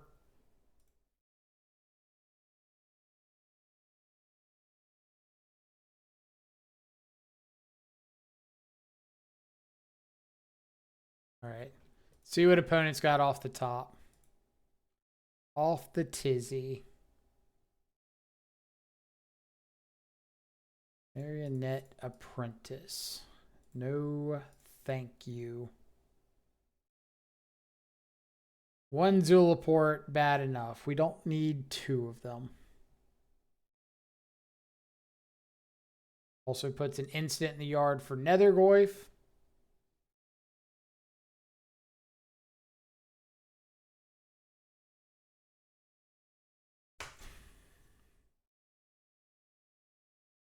So they have to block Shadow. That's a pretty free attack. They do not have to block Nethergoyf currently.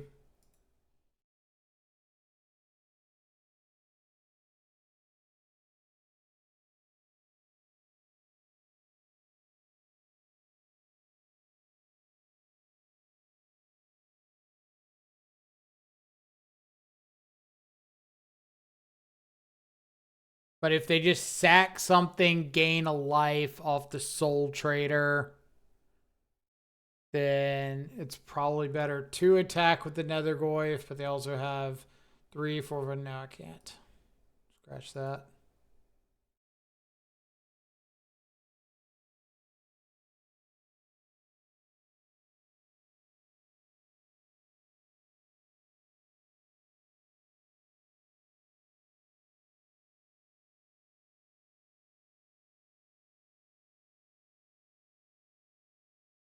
Yep.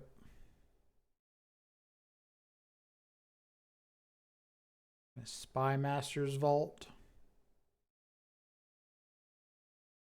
And getting that Cutthroat off the board does mean that I'm not dead to a Gravecrawler now.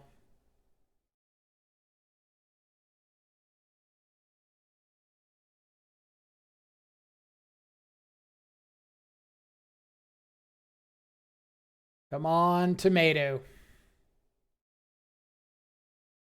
Little fried green tomato. Did you know that when you flip Tamiyo, let me pull up the little preview pane. Did you know that when you flip, really, you don't show the other side on the preview pane? Whatever. When you flip her and get back an instant or sorcery, if it's green, you add a mana of any color. I had no clue that that line of text was on the card until like a week ago.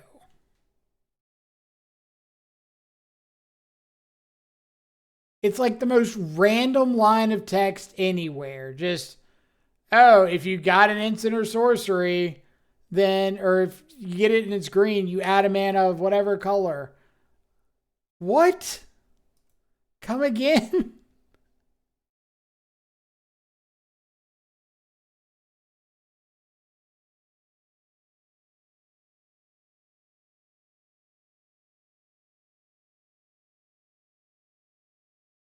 New from Doomsday and Legacy getting back Edge of Autumn.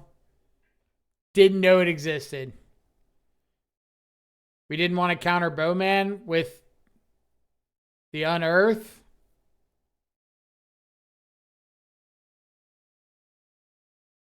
Okay.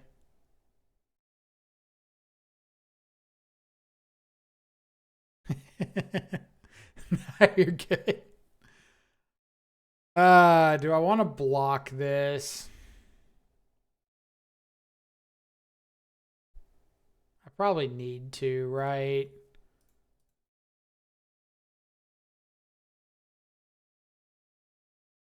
Save some life. Like, I gotta find a removal spell for some of this stuff anyway. But yeah, I understand being distracted by Tamiyo. Like, fight the Moon Sage.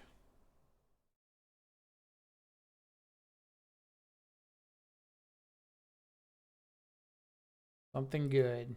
Something good. Something good. Oh.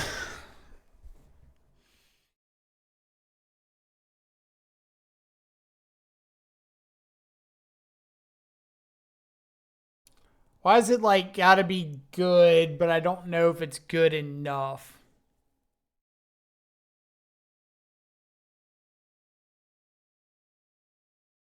Like, I could attack with the shadow.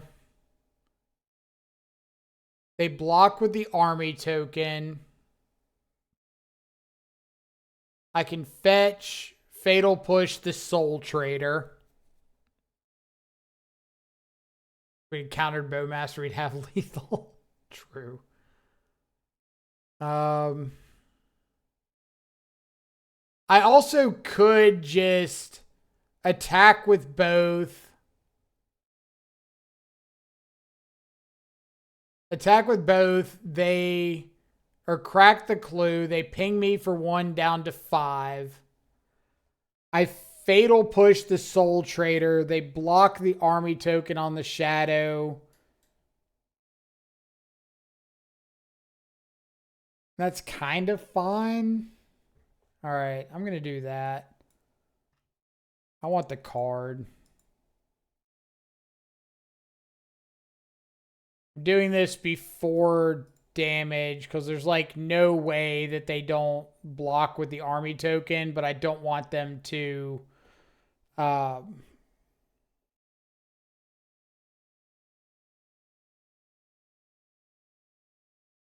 don't want them to have the extra dude after blocks.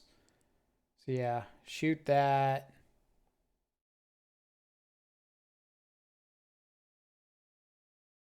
Make a treasure, you got it.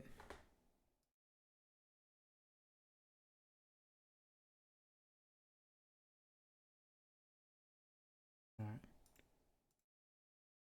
Pop you.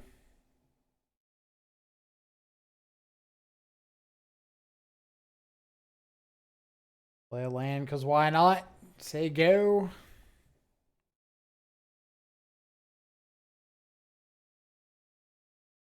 Had to like double check and make sure Spymaster's Vault said creature you control.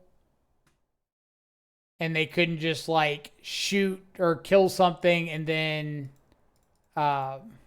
kill me. Cycle to assert dominance. Or just like hard cast next turn.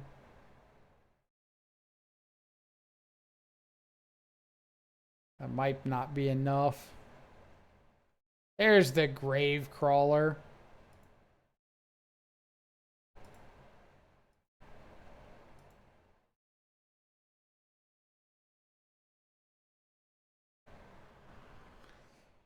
So that does nothing for me.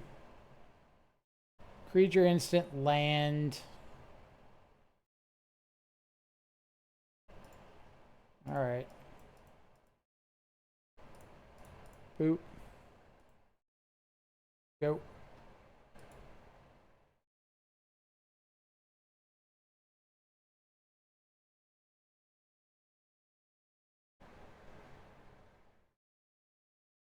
Opponent scoops on the spot to the hard cast. I would. Like, look at that thing. It's terrifying.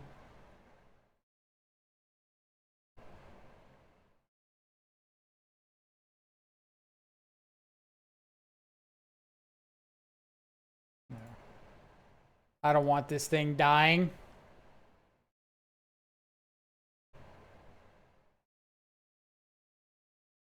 Yeah, get out of here with thinking you're going to die. Not on my watch. Oh.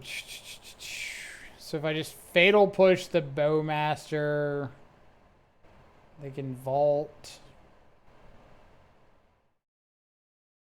Let's go. I got to get the game over with though, right? Like, can't afford to just sit here and not do anything from now until the end of time.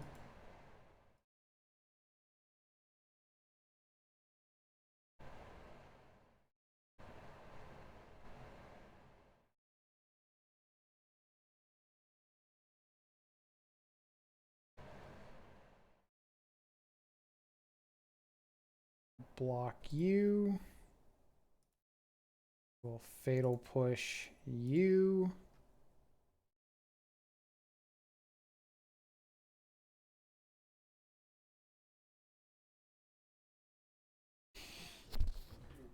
Opponent, can you please whiff? Just for the fun of it. Can you please stop drawing live spells?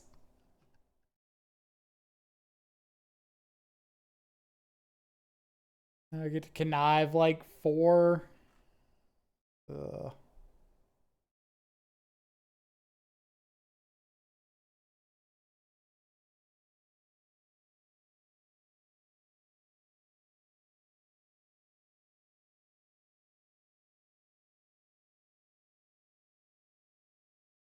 Man, what was I doing with my creature counter spells? What an idiot I was. Like sitting here with Stern Scolding into Unearth, Fatal Push, Flare of Malice, Birthing Ritual.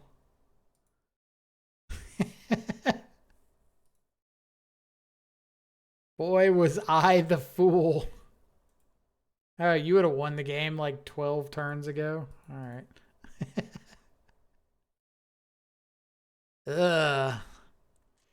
Now, I will say I 100% sideboarded incorrectly because I thought it was Yawgmoth. It was not Yawgmoth. Not that that would have saved me.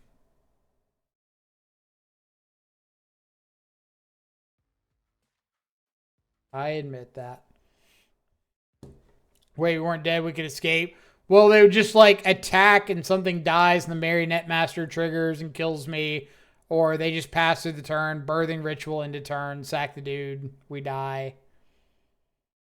So like, yeah, we could put a blocker out there, but they just attack in and kill us. Garanuz, thank you so much for the follow. Hope you're having an awesome evening. Forgot that card has more text. That's every card in Modern nowadays. Like, oh, I forgot that had 7 more lines on it. I forgot Tamiyo adds mana when you get back a green instant or sorcery. Forgot / just never knew. You ever read all the text on Agatha's Soul Cauldron? I've read it like 15 times and I still miss lines of text on that thing.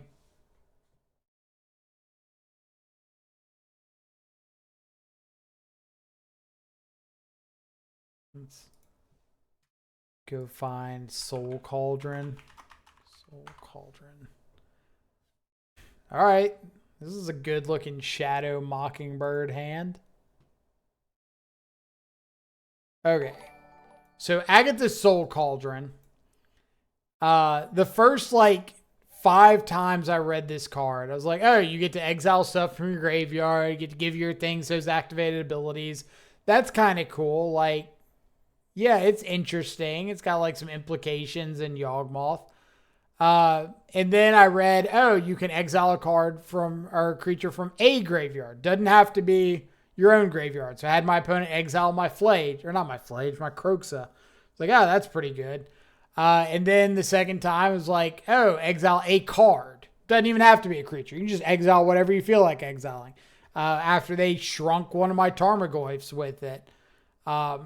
And you put a counter on, like, if you exile something, creature out of my yard, you get the counter. Your stuff gets the activated abilities. And then, like, you may spend mana as though it were mana of any color to activate abilities of creatures you control. Well, I had an opponent that was sitting there with, like, an overgrown tomb in a forest, and I thought I had a good attack in, and all of a sudden they're proliferating with their Yawgmoth because they just tapped their swamp for black to activate Yawgmoth. What the hell? Can we talk about this fire design? Or do we get to end it on a frog mirror?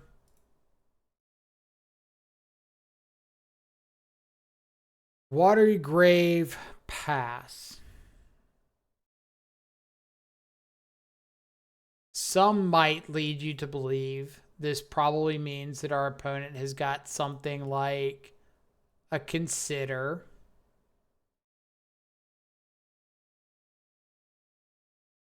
You don't say. Opponent does have a great MTGO name. Mark Confidant. Not going to force negation this, are you? Ooh. Double Psychic Frog, Spell Snare, Counter Spell. I think we're just going to take the Preordain and hope that you whiff on your draw here. Whiff on a land. Like, I do have a Fatal Push coming off the top, so even if they don't whiff on the land, I've got something.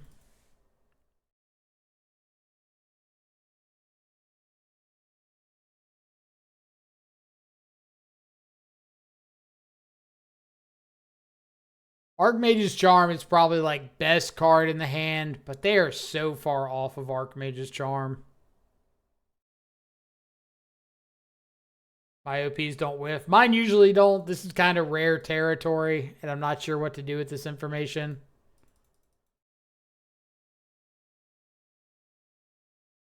But I'm probably going to play a Shadow and a Netherglyph. I might actually just go triple threat here. That sounds kind of dope.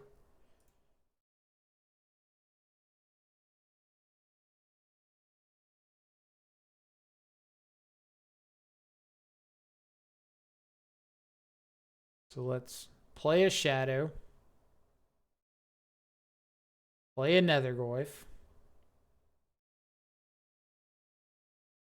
Play a Mockingbird.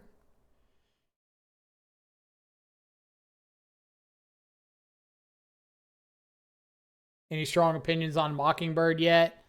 I don't know if I'd really call them like strong opinions, because more often than not, when I see the card, like, it doesn't do anything, and it's kind of hard to like form an opinion on a card that just doesn't do anything. Like, if I'm sitting here with a Mockingbird stuck in hand, I can say, oh, it's bad because it's stuck in hand, but I can't really say it's bad because, like, it didn't do anything to win me the game. Seems like it'd be better in a different deck. I think it needs ETB abilities. I think Mockingbird just, like, doesn't do enough in terms of just copying a Shadow or a Netherglyph. I think you need to have things on the other side of the board to copy. But the only way that that's ever going to be reliable to any extent is if you're running like 4 Mockingbirds, in which case you've got a really awkward time of one, having creatures in your deck to copy, because you're going to have a lot of dead draws with just Mockingbirds and nothing out. And 2, you've got to run into the matchups where you actually want Mockingbird copying your opponent's stuff, which is far from a guarantee in Modern. So, I don't know. I'm not a Mockingbird fan.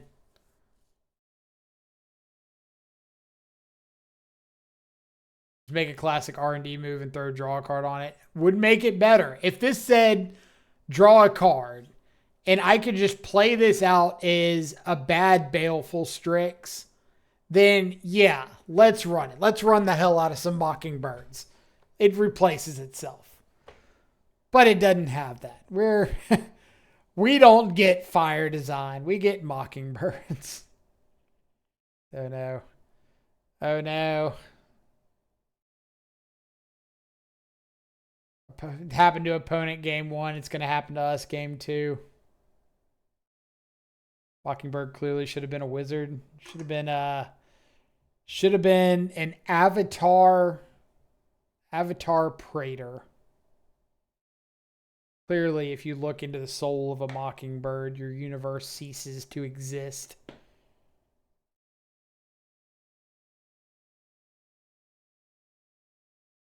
Inquisition of Kozilek. Not Inquisition of Kozilek.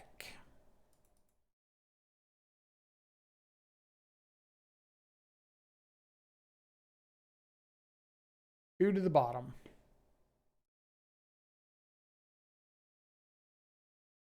All right, let's get down Tamiyo. So if our opponent goes for a frog on turn 2, we can just like start attacking.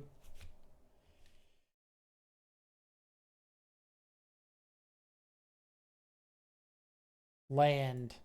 Thank you. So good to me, deck.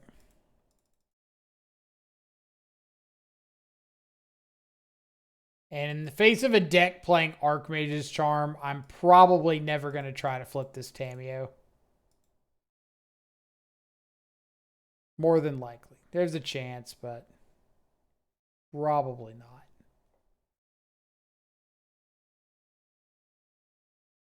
Can't keep getting away with it. Oh, he can and he shall. You've got to consider. That is the main phase consider of someone who doesn't have a third land drop. That is the soporific springs of somebody who doesn't have a third land drop. All right. Yeah, I'll go ahead and be mana efficient and draw. If they got a Bowmasters, they got a Bowmasters. It's kind of fine.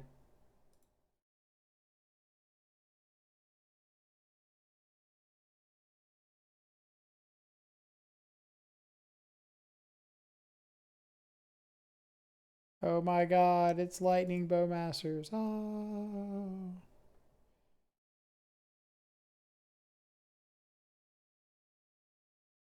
Yet again. I said it was fine. I meant it's fine.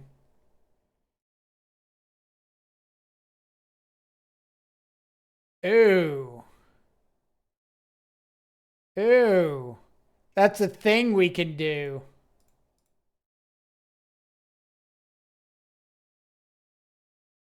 Yeet. Yeah. Mockingbird OP.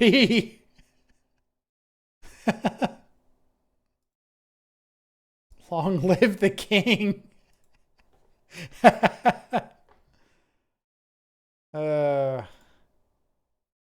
think I'm just going to go ahead and fatal push this army token. Worth.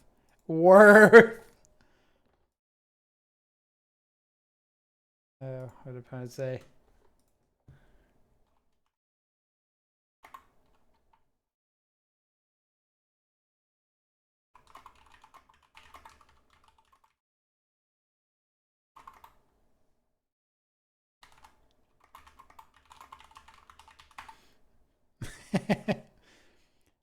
Told opponent, like, honestly, that's the worst the card, or best the card has looked all league. Don't recommend. 0 out of 10. Posing Murktide Regent, you say?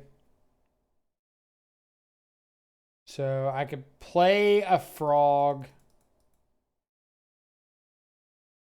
This Bowmaster has flying. Kind of forgot about that. I don't know how relevant it is, but could potentially block.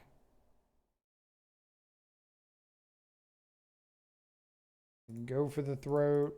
Play a Psychic Frog.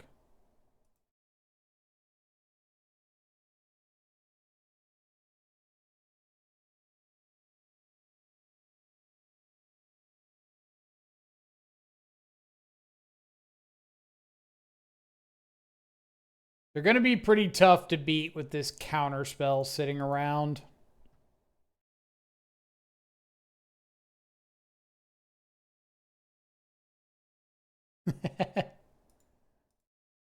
I told my opponent, like, that's the best it's looked all league. 0 out of 10. Do not recommend. They said they can dig it, so...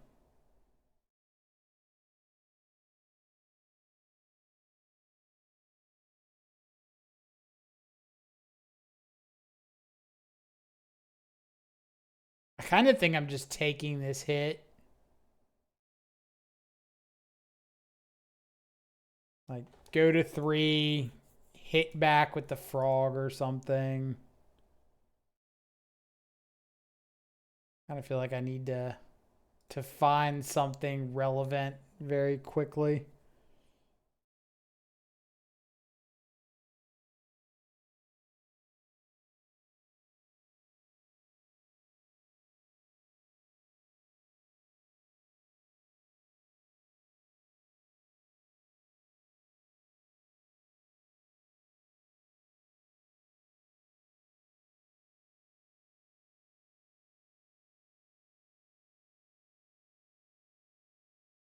Nethergoyf. So we could play Nethergoyf to try to bait the counter spell. And then have Shadow. I should have just started with the Shadow. That was pretty bad. Yeah. That was not good. I should have just gone Shadow because they had to counter spell and I could have just countered back their counter.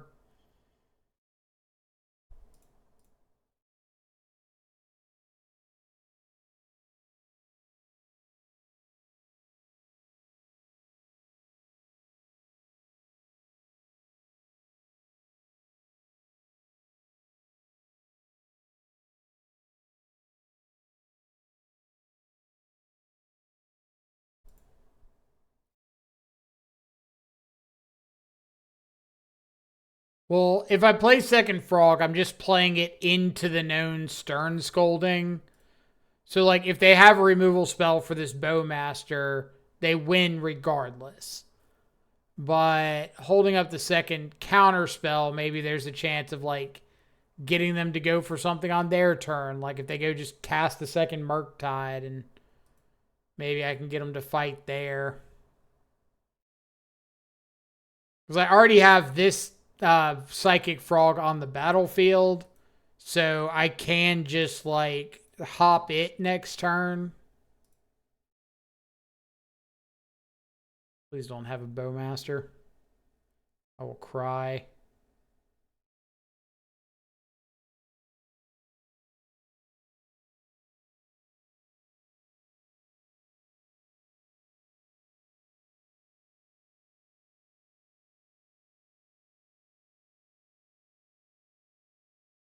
Take my Nethergoyf. Okay. Well.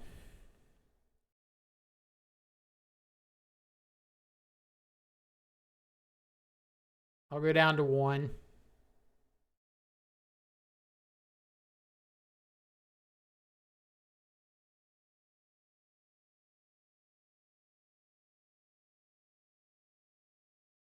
So here's a Shadow. We push my own Nethergoyf. I know their hand is Counterspell Stern Scolding. So I can attack in with this army token. They top deck a Bowmaster, but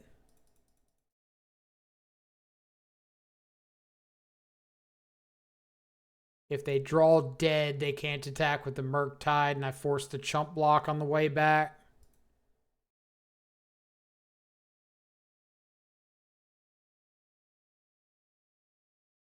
Stop it. That is not drawing dead.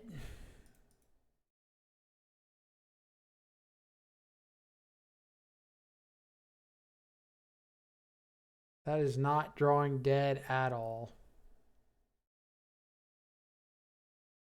No. All right, on to game 3.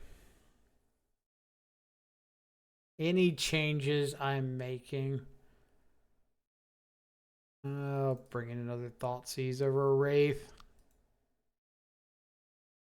Could bring in Force on the play just for the Psychic Frog antics. Actually, I don't hate that. Just like Force over a Thoughtseize. I usually don't like Force in matchups like this.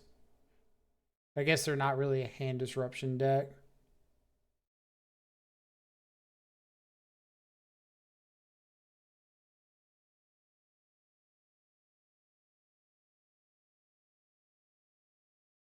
Thoughtseize into Frog. Maybe even Mockingbird. Who knows? We're feeling angsty.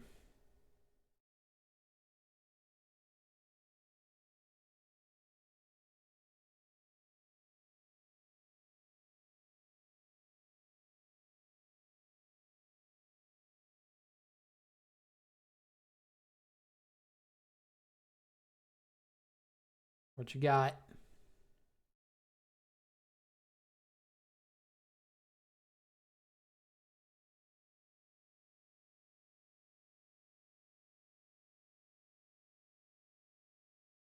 Got it. Okay.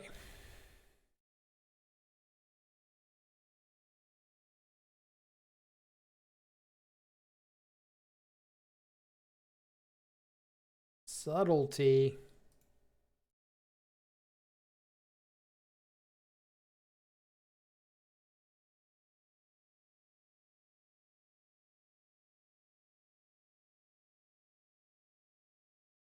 Here's a frog. You've got a counter.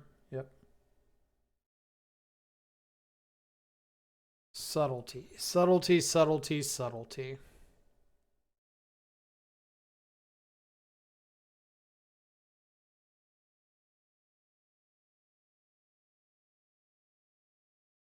Been a Murktide Regent. Usually been a Murktide Regent like that, to me, would imply that they have a second copy of Murktide.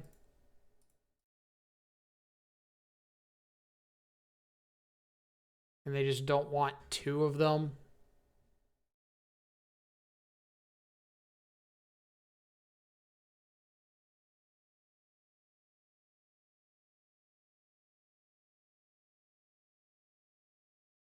Consider is fine.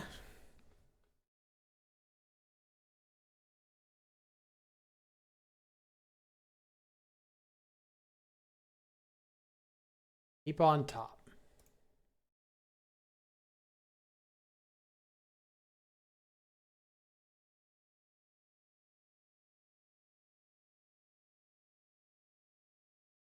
Subtlety, 3 unknowns.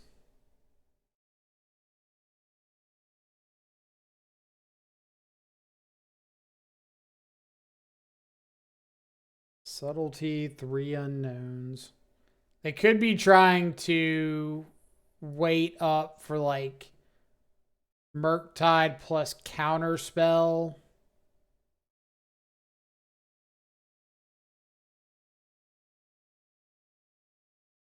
Nethergorf's pretty good.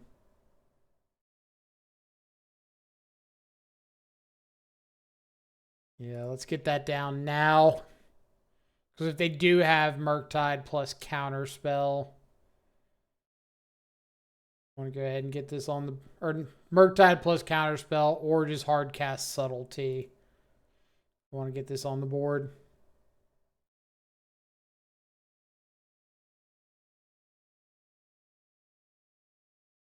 And I really think they have a Murktide. It's just whether or not they have a Counterspell as well.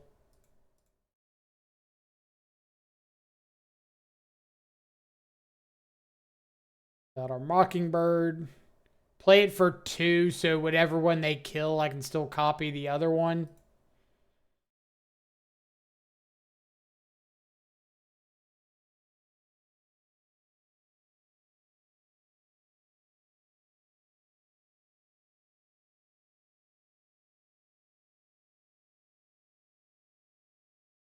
If I played it for 1, then they could just respond by like shooting the Nethergoyf, and I would have a 1/1 bird with no relevant text.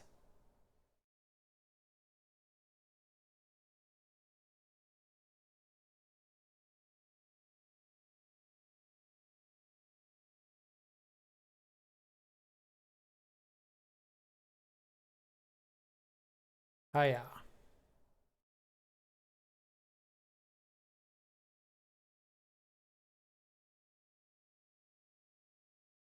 Photo.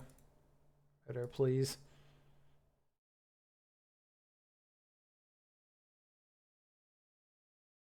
Okay. Let me flash in a subtlety.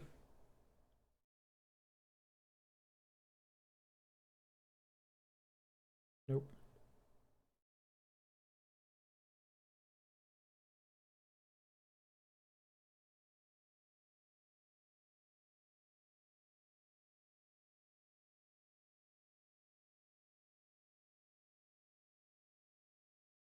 A little bit surprised that they wouldn't just take a Nethergoyf there.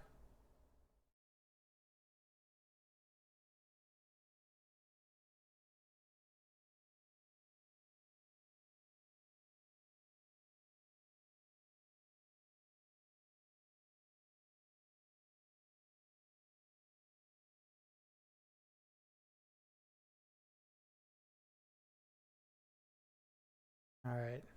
Let's crack in. See if we can get our opponent to like ditch some stuff or something.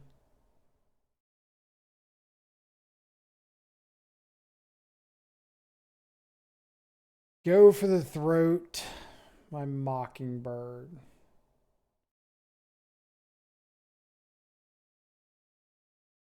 Sure.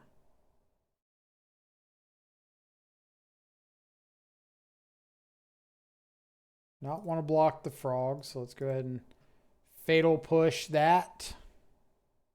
Get in for an extra point here. Say go. Gonna come down to the wire. Do you have enough card types in the yard to escape our Nethergoyf as a 2/3?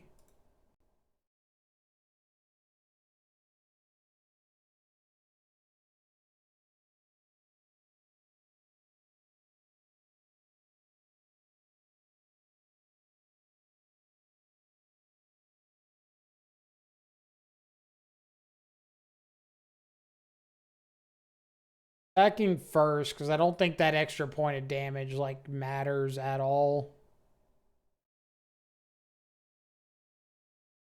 I could try to hit them for 5 if I preordain first, but if they have something like a Bowmaster, I'd rather them not do anything yet. Both of those are pretty useless. That, however, is a good one.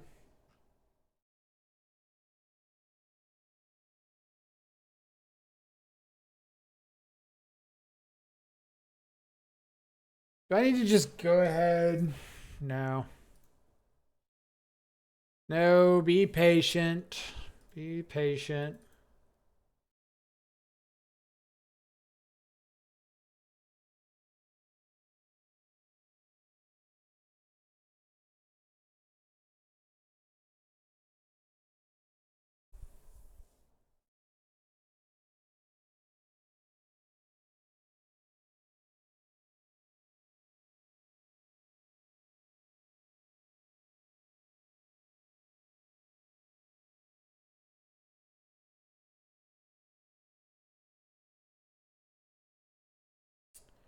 Just take the 1.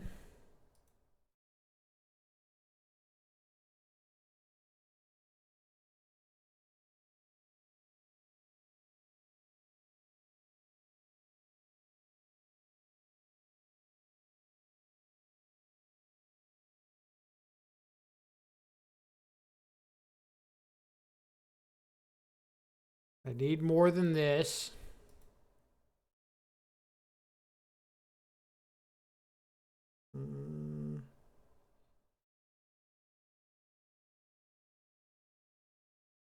I need to not flood in the last hour here.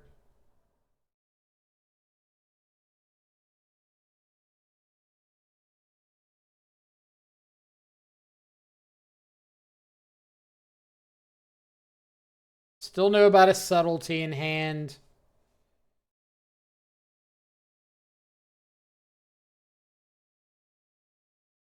If they do go for something like block a frog, kill a frog. I can hopefully kill the other frog.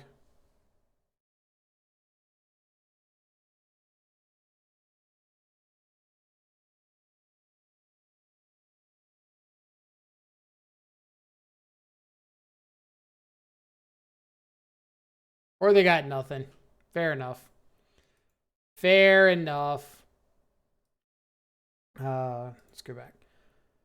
Okay. So what did we think of some Mockingbird Shadow?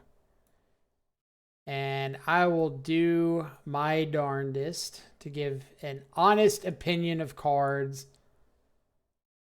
Bird seemed bad. I'm not even going to say mid. Like, Bird seemed actively not good.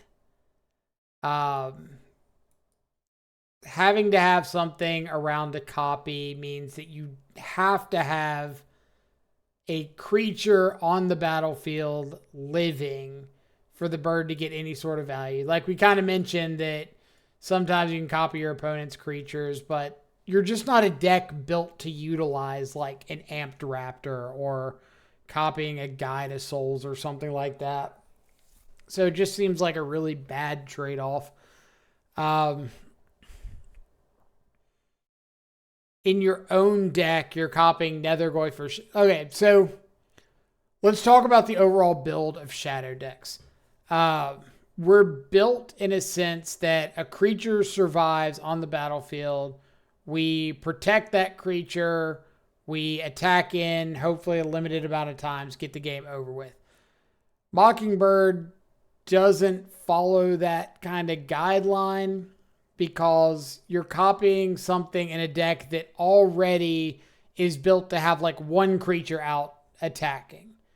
And instead of having a way to protect it, you're replacing it with, in this case, a Mockingbird. I wish Modern were a format where you could get more value out of copying your opponent's stuff. If we had more Nethergoyf decks and Tarmogoyf decks and stuff like that, then I could see it being cooler. But I just think at the moment, like, it's not really a great meta call. Go for the Throat.